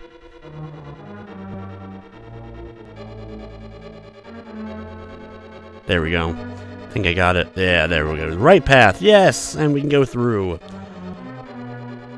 Now, and here's the big runway with a bunch of lasers. There's the other locked door. Now, we have a series of chests in here. If we go to the very bottom, what we can do is if you actually leave, there's an exit at the bottom. If you wanted to, you can actually leave the dungeon. And that way you have a checkpoint at this point. So even if you end up losing to the boss, wow, the map. Come on, Cane of Burna, do your job. Yes, there we go. One of them had a small key. I lose almost all of my health, but I do have blue potion. I'm just going to go ahead and use my blue potion. That way I replenish my magic. More so worried about my magic than my health. I think I could handle it, but there we go. So now we just have the straight path to the boss, which you have to have magic in order to beat, because you have to use the fire rod and the ice rod in order to do damage to the boss. Try to watch out for him and try to get down the stairs without having to take any damage, unnecessary damage.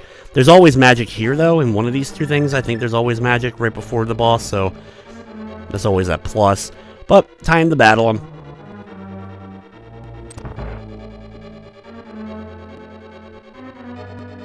Before I go in, let me just grab that magic. There we go. That way I have absolutely full magic. I don't think I'll miss enough hits that I could end up running out, but better be safe than sorry. Here we go. Fun boss. You gotta hit the fire rod on the ice side and the ice rod on the fire side. And every time you hit it, you can actually run up and then, of course, attack it and do some damage to it. There we go, the first one. First part is done. You actually have to wait for it to explode, though, before you can actually equip the other rod.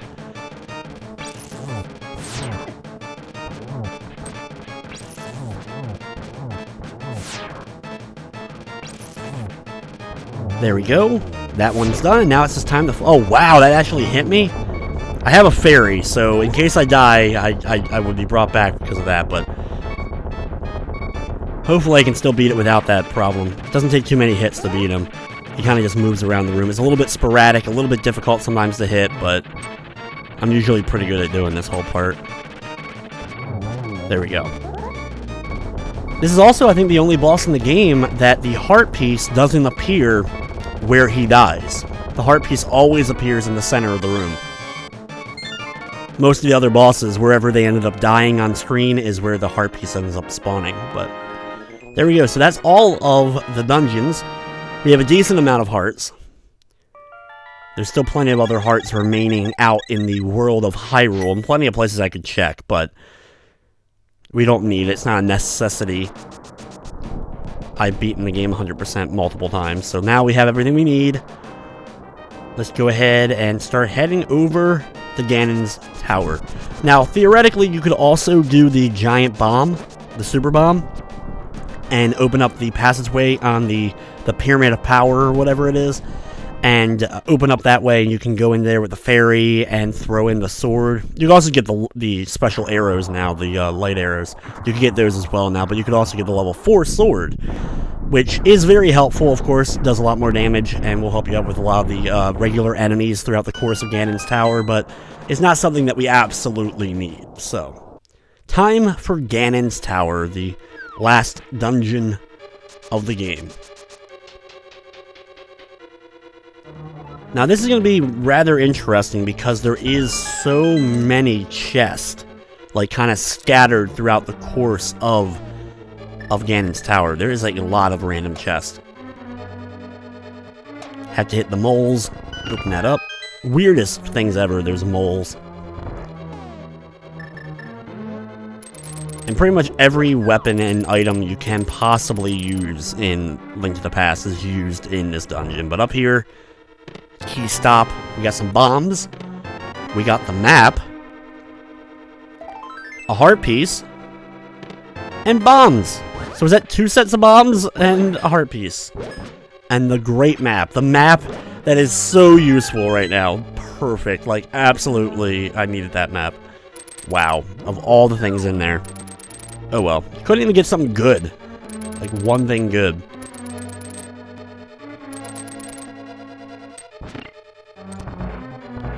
Head over here into the right room, and you can get this chest here. Hopefully it has something decent. Just another small key.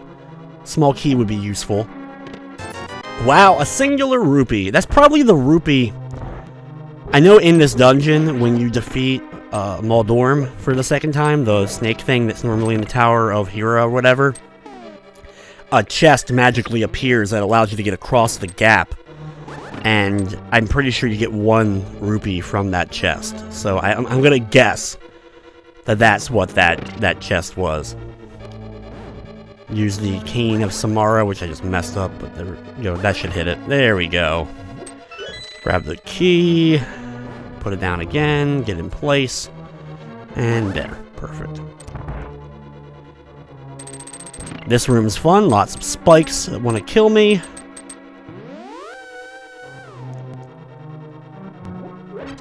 And in this room, you're getting chased by a ton of fireballs. Near the end of the path, you gotta push the one here. There we go.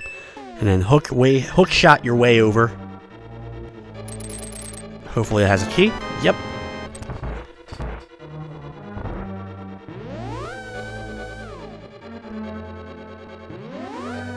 The maze of random teleporters, eventually leading to the goal that we need to take, which is the one in the lower corner here.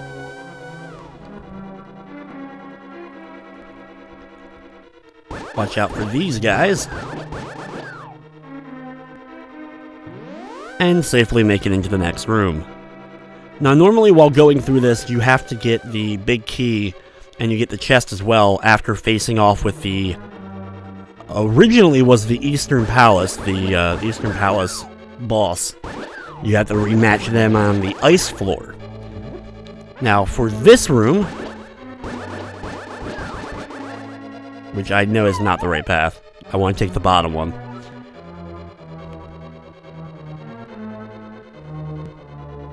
There we go. This is the path you want to take and actually make your way through.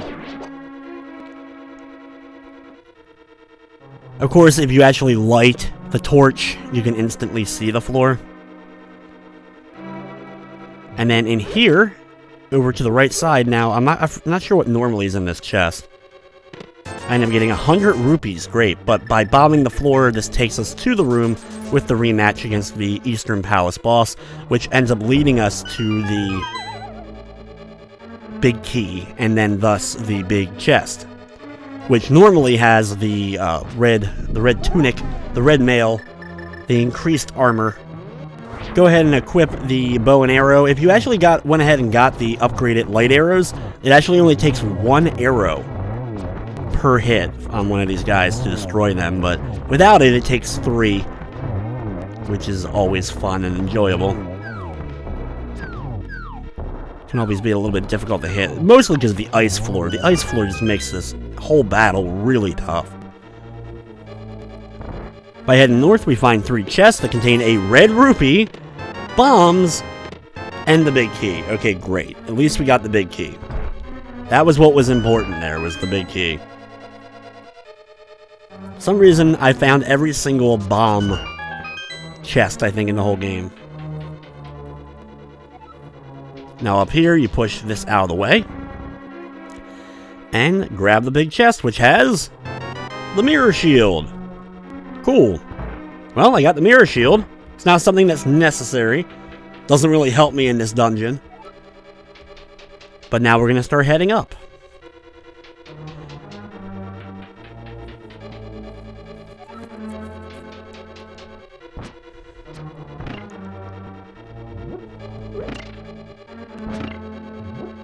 Work your way through the room. You don't have to defeat all the enemies or anything here. They just kind of get in the way. You have to push this block and then head south.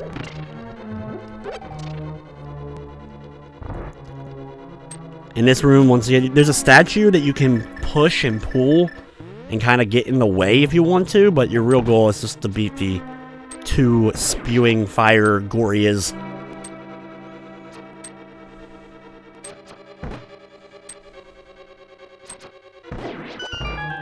A little bit of game slowdown while dealing with that. Next room, more of the same, just you have to deal with the laser eye spewing statue crap things, which the mirror shield doesn't block. It blocks the giant lasers from the eyes in the walls, but the statues that spew, nothing.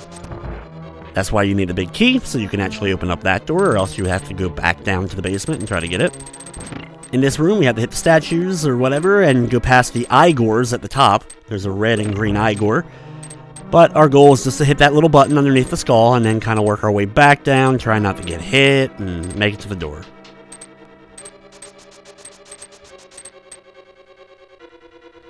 Now in this room, there's the cannon turrets on the wall. If you actually run against those blocks and go to the floor on the bottom, and blow open that wall, there's a couple of fairies in there, so you can replenish your health or capture extra fairies in bottles, whatever you may need. And then this whole floor is a series of rooms where every room is increasingly more annoying, but your only goal is to defeat the enemies. You have to deal with conveyor belts on the floor, you have to deal with jumping skeletons, with throwing bones, fire-spewing enemies, and plenty of the eyeball statues always trying to get in the way as well.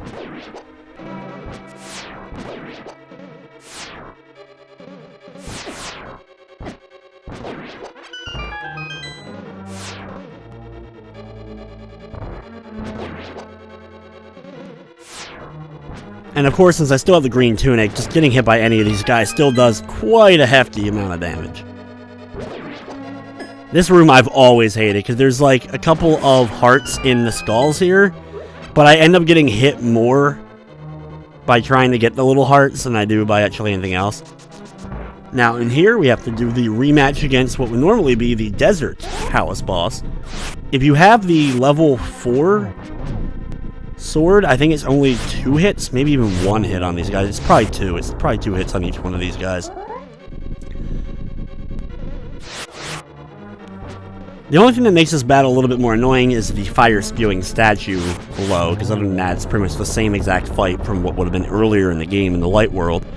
When it's down to only 1 left, there's a big giant spread shot of rocks, but once you beat it, the door go ahead and opens up and we can continue on.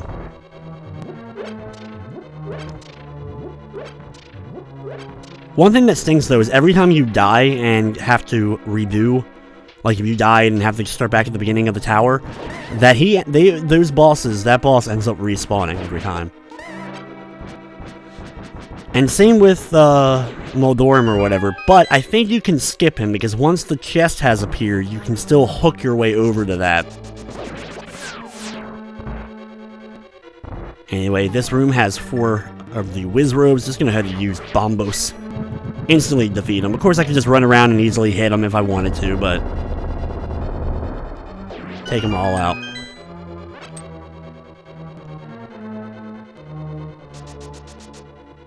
Watch out for these guys. You can sometimes get hit by the pitchforks, actually. I've had that happen a few times where I charged too much into that room and ended up running into them.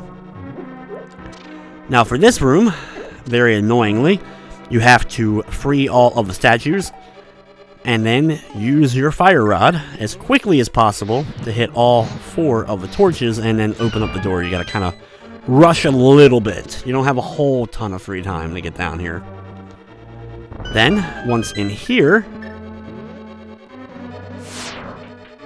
once you head up, you have to light the 4 torches in this room. I'm going to actually use the lantern. That way it doesn't take as much magic. I don't have a whole lot of magic left. Thankfully, there's 2 chests in here.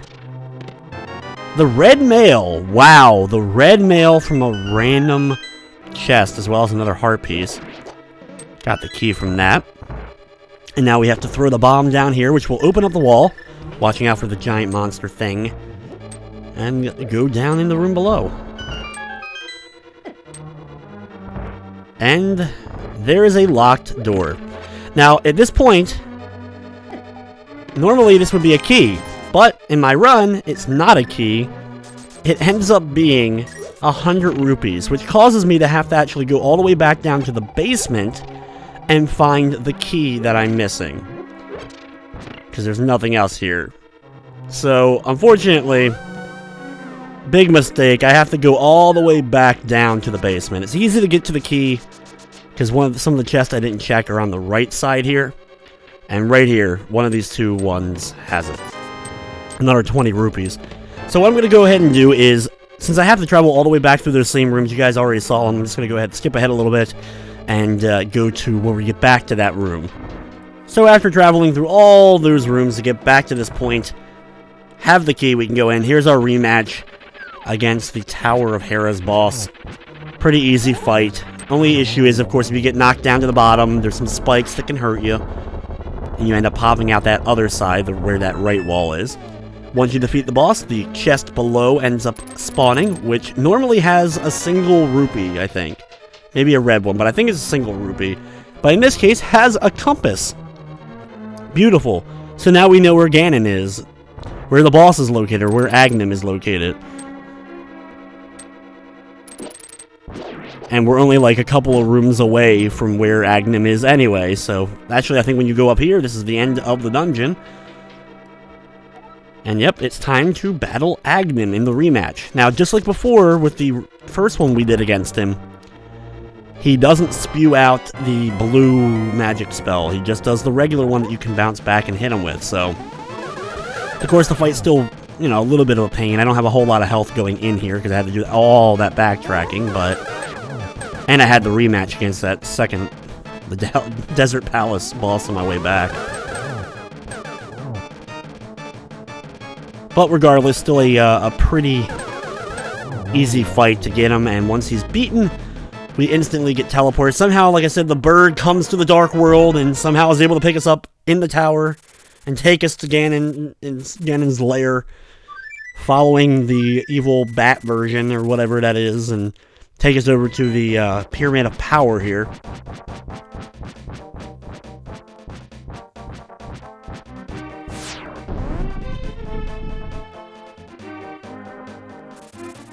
Now, once we arrive, unfortunately, we can't go down there quite yet because we don't have the light arrows, so we do have to do a little bit of traveling, head back over to where normally in the light world is Link's house, which is now the location of the bomb shop, with one of my favorite NPCs of the Legend of Zelda Link to the Past. Just because, like, it's just like this little elephant guy, and he's just like my favorite guy. Also, in the Japanese version of the game, you can do the hammer run. It's only in the Japanese version can you do that, but if you hit the use item button at the same time that you use the charge with the boots, you can end up doing a charge with it and actually, like, knock down all those little things instantly.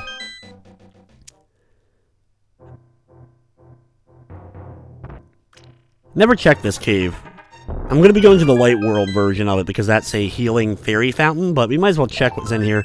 Heart piece, red rupee, arrows, and the other bottle. So I hadn't gotten all the bottles yet, so there's one of the other bottles that I had ended up missing. So I figured I'd go ahead and check that just for curiosity's sake, really. But what I really want is the Light World version, which contains a fairy fountain, so I can replenish all my health before going into the battle against Ganon. Still doable, still pretty easy to beat Ganon. There's a few little tricks to defeat him. But this ends up working relatively well. Head back to the Dark World now. We'll head to the bomb shop and pick up the super bomb or the big bomb or whatever.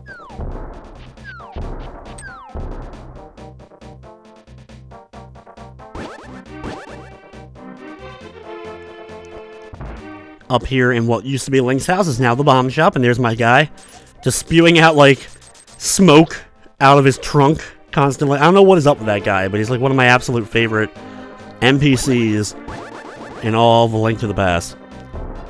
With the super bomb in tow, of course, we cannot use our charge move. You can't use the boots to kind of charge forward, or else you end up activating the bomb. You can also activate the bomb by jumping off of a ledge. Like, when you have the bomb in your, like, with you following you, if you jump off the ledge, I think the bomb stays.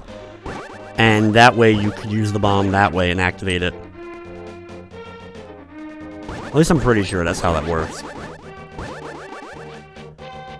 Either way, get back to the pyramid, head to the left, and drop the bomb off. It ends up having an extremely slow count. It gives you plenty of time to have a second thought about if you want to use the bomb or not.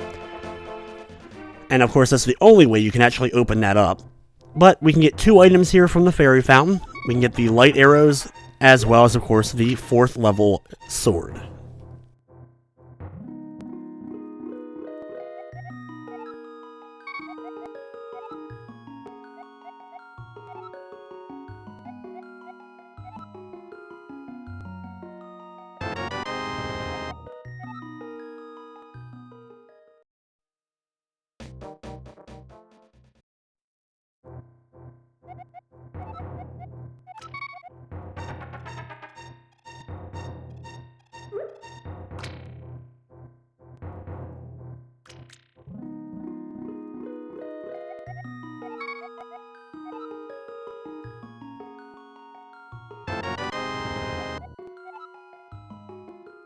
With those 2 things in our inventory now, the best sword in the game, as well as, of course, the light arrows, it's time to banish Ganon and save the Triforce and save the world, save Hyrule.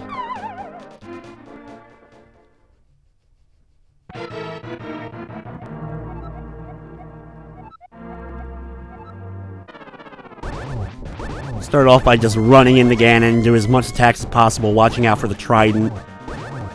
Whenever he ends up using the fire, I usually end up pulling out the hook shot. This is a nice little trick in case you don't know. You can actually use the hook shot to negate the fireballs as they're coming at you. So it's a nice little way to kind of avoid some of the attacks. You can use it to watch out for all the fire bats or whatever. So it's a nice little trick.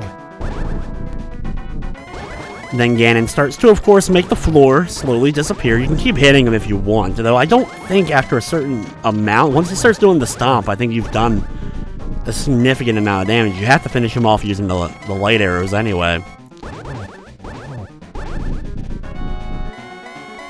If you end up falling, you have to work your way all the way back up, but wait for them. Wow, I could actually hit them before they went off. Cool. So there's 1 hit. Go ahead and light these up. Smack them. Pull back out the light arrows and hit them again.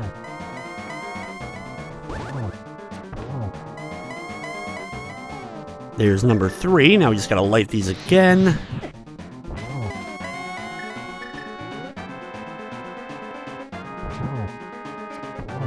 And there we go. Ganon has been defeated.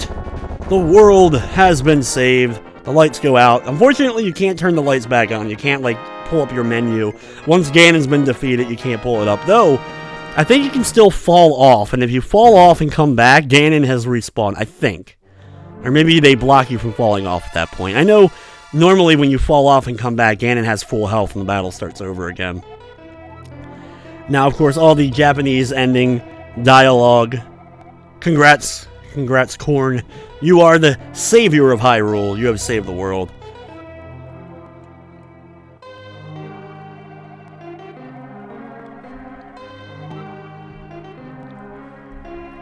I've always loved the ending, though, to the game, especially the music that plays during this segment.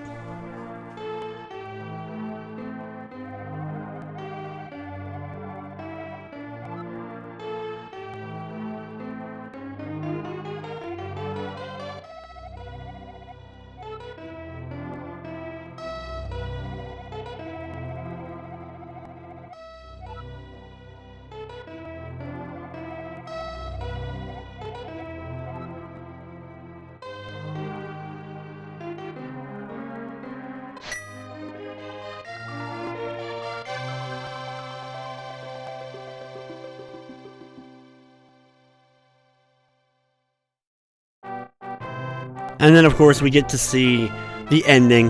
One thing that I love, though, in the randomizer, is whatever item you ended up getting from Zora, Zora's domain or whatever, that actually changes up the text here at the end.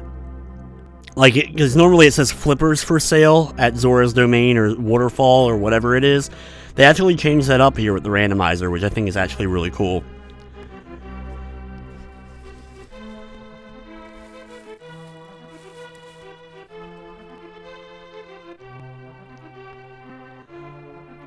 Love vultures rule the desert palace. Like, only point of this is so you can see, like, the thief. He's just hanging out, had extra chest. Probably contains the shovel and the blue boomerang that I never picked up during the course of my run. The mountain tower, where Bully makes a friend, and their human form, their light world counterparts, which are still pretty weird looking, actually.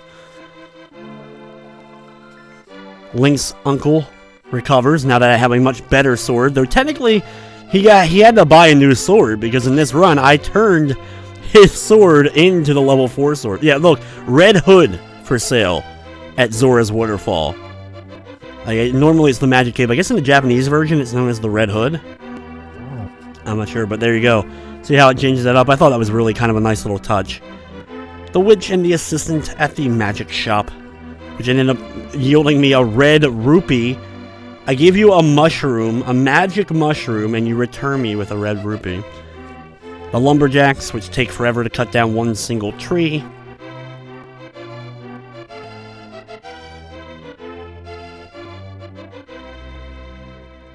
The ocarina boy plays again, makes the old guy from the mountain fall asleep. At least I'm pretty sure that's the old man from the mountain, who then you also see on the mountain itself, too. Venus, the queen of the fairies, but not the big fairy. Like, Venus does not deserve all the credit. It's that big fairy. I don't know what her name specifically is, but the big fairy. She deserves all the credit, because she put the work in to get me the best weapon, and including the arrow to banish Ganon, so. But she doesn't get any credit during the ending here. The bug-catching kid has recovered. Or in this case, whatever he ended up giving me instead. I forget at this point.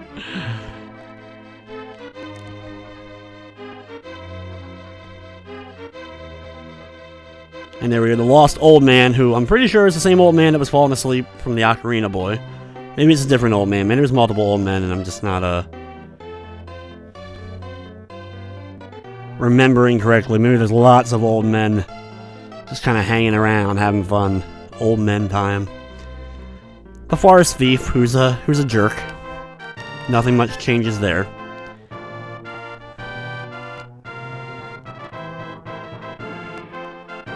And the Master Sword sleeps again forever. Except I never actually got the Master Sword, so in this case, it stayed asleep. Nothing really all that fancy about it, is it?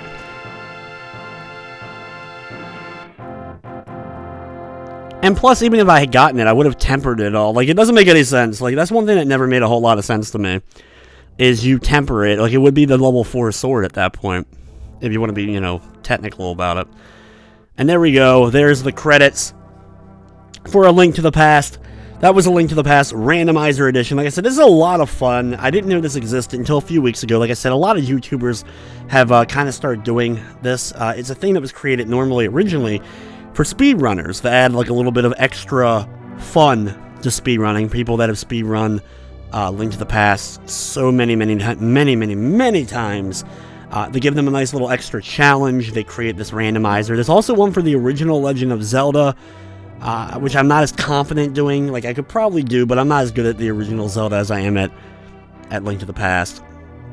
And there's also a few other randomizers, so I'll probably check out maybe a few other ones of them in the future. I plan on doing a Super Mario World randomizer, because that's my favorite Mario game ever, so I'll probably check that one out. And you can check it out for yourself as well. Just do a search for Link to the Past Randomizer. You should have no problem being able to come across what makes it. And they kind of show you how to make it and what's needed, whatever. And you can play it for yourself and enjoy it. Have fun with it. Like I said, it's a lot of fun. And it really tests your knowledge of locations, like the hidden items, extra chests. I did a little bit of a practice run before I ended up doing this one, just kind of messing to make sure to like see what was up, and then I jumped into this one. And it worked out fine. I was able to find everything that I needed. We actually got every item in the inventory in the long run, including the mirror shield and the red nail. So by completing every dungeon, in the Dark World at least, and getting all those random chests, I was able to get pretty much every object. I missed only a couple of things. You can comment down below exactly. I'm sure you probably have already written a comment by now throughout the course of it that I missed this, or I missed that, or I didn't check this chest, didn't check that chest. The key is I beat the game, and I got most of the items. Most of them, so. But I think I missed, like I said, the shovel, and the boomerang. The regular boomerang. I think that's about it.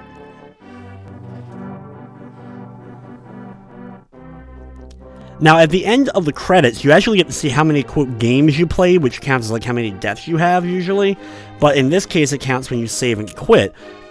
What's funny, though, is because of the randomizer, the game doesn't quite know because it bases on your deaths at how many, when you die in a dungeon, it'll count that you died during that dungeon and count as a game played for that dungeon. And, like, any of the areas surrounding it, like, after you beat the Swamp Palace, it'll count as a death for, I think, Skull Woods at that point or whatever.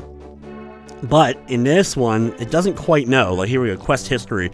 Like, Castle of Hyrule, no games. Castle Dungeon, none. East Palace, I didn't even do much of the East Palace. Desert Palace, 0. Mountain Tower, Tower of Hera, I didn't even go in. But Dark Palace counts as 1. That was one of my resets, apparently. Thieves Town was 2. So I only reset 3 times, but 2 of them counted as Thieves Town, and 1 counted as Dark Palace, and then the rest Ice Palace, Misery Mire, Turtle Rock, and Ganon's Tower, all of which were 0. So technically I had 3 games. I was on my 4th one, but it was the save and quits count, which is unfortunate. They did actually change that when they re-released the game for the Game Boy Advance years later. That was one of the things they did change and fixed up. They also fixed up a few other random little things here and there with the GBA version. Though, of course, I will always still prefer the original Link to the Past on SNES. But there you go. There's the end. So there you guys have it. There is Link to the Past randomized. And with that, that will wrap up this episode of Play It Through. Hey everyone, thanks for watching. If you enjoyed the video, consider giving it a thumbs up or commenting down below. If you enjoyed this Zelda Play It Through and want to see some more Zelda, I did a Play It Through of the original Legend of Zelda a while back. I also did a second quest run as well of that. Or if you want something a little bit different, I just recently completed Wanderers of Ys 3, the Super Nintendo version, my favorite game in the Ys series. I also need to thank all the members of my Patreon. Your guys' continued support allows me to keep doing what I'm doing. The reviews, top 10 countdowns, and of course, the play it throughs. Thank you guys so much for that continued support. If you'd like to help out as well, click the little Patreon button down below. And be sure to tell me in the comments what are maybe randomizer, ROM hacks, or bootlegs you'd like to see me cover in the future. But anyway guys, thank you so much for watching. And of course, I hope you enjoyed.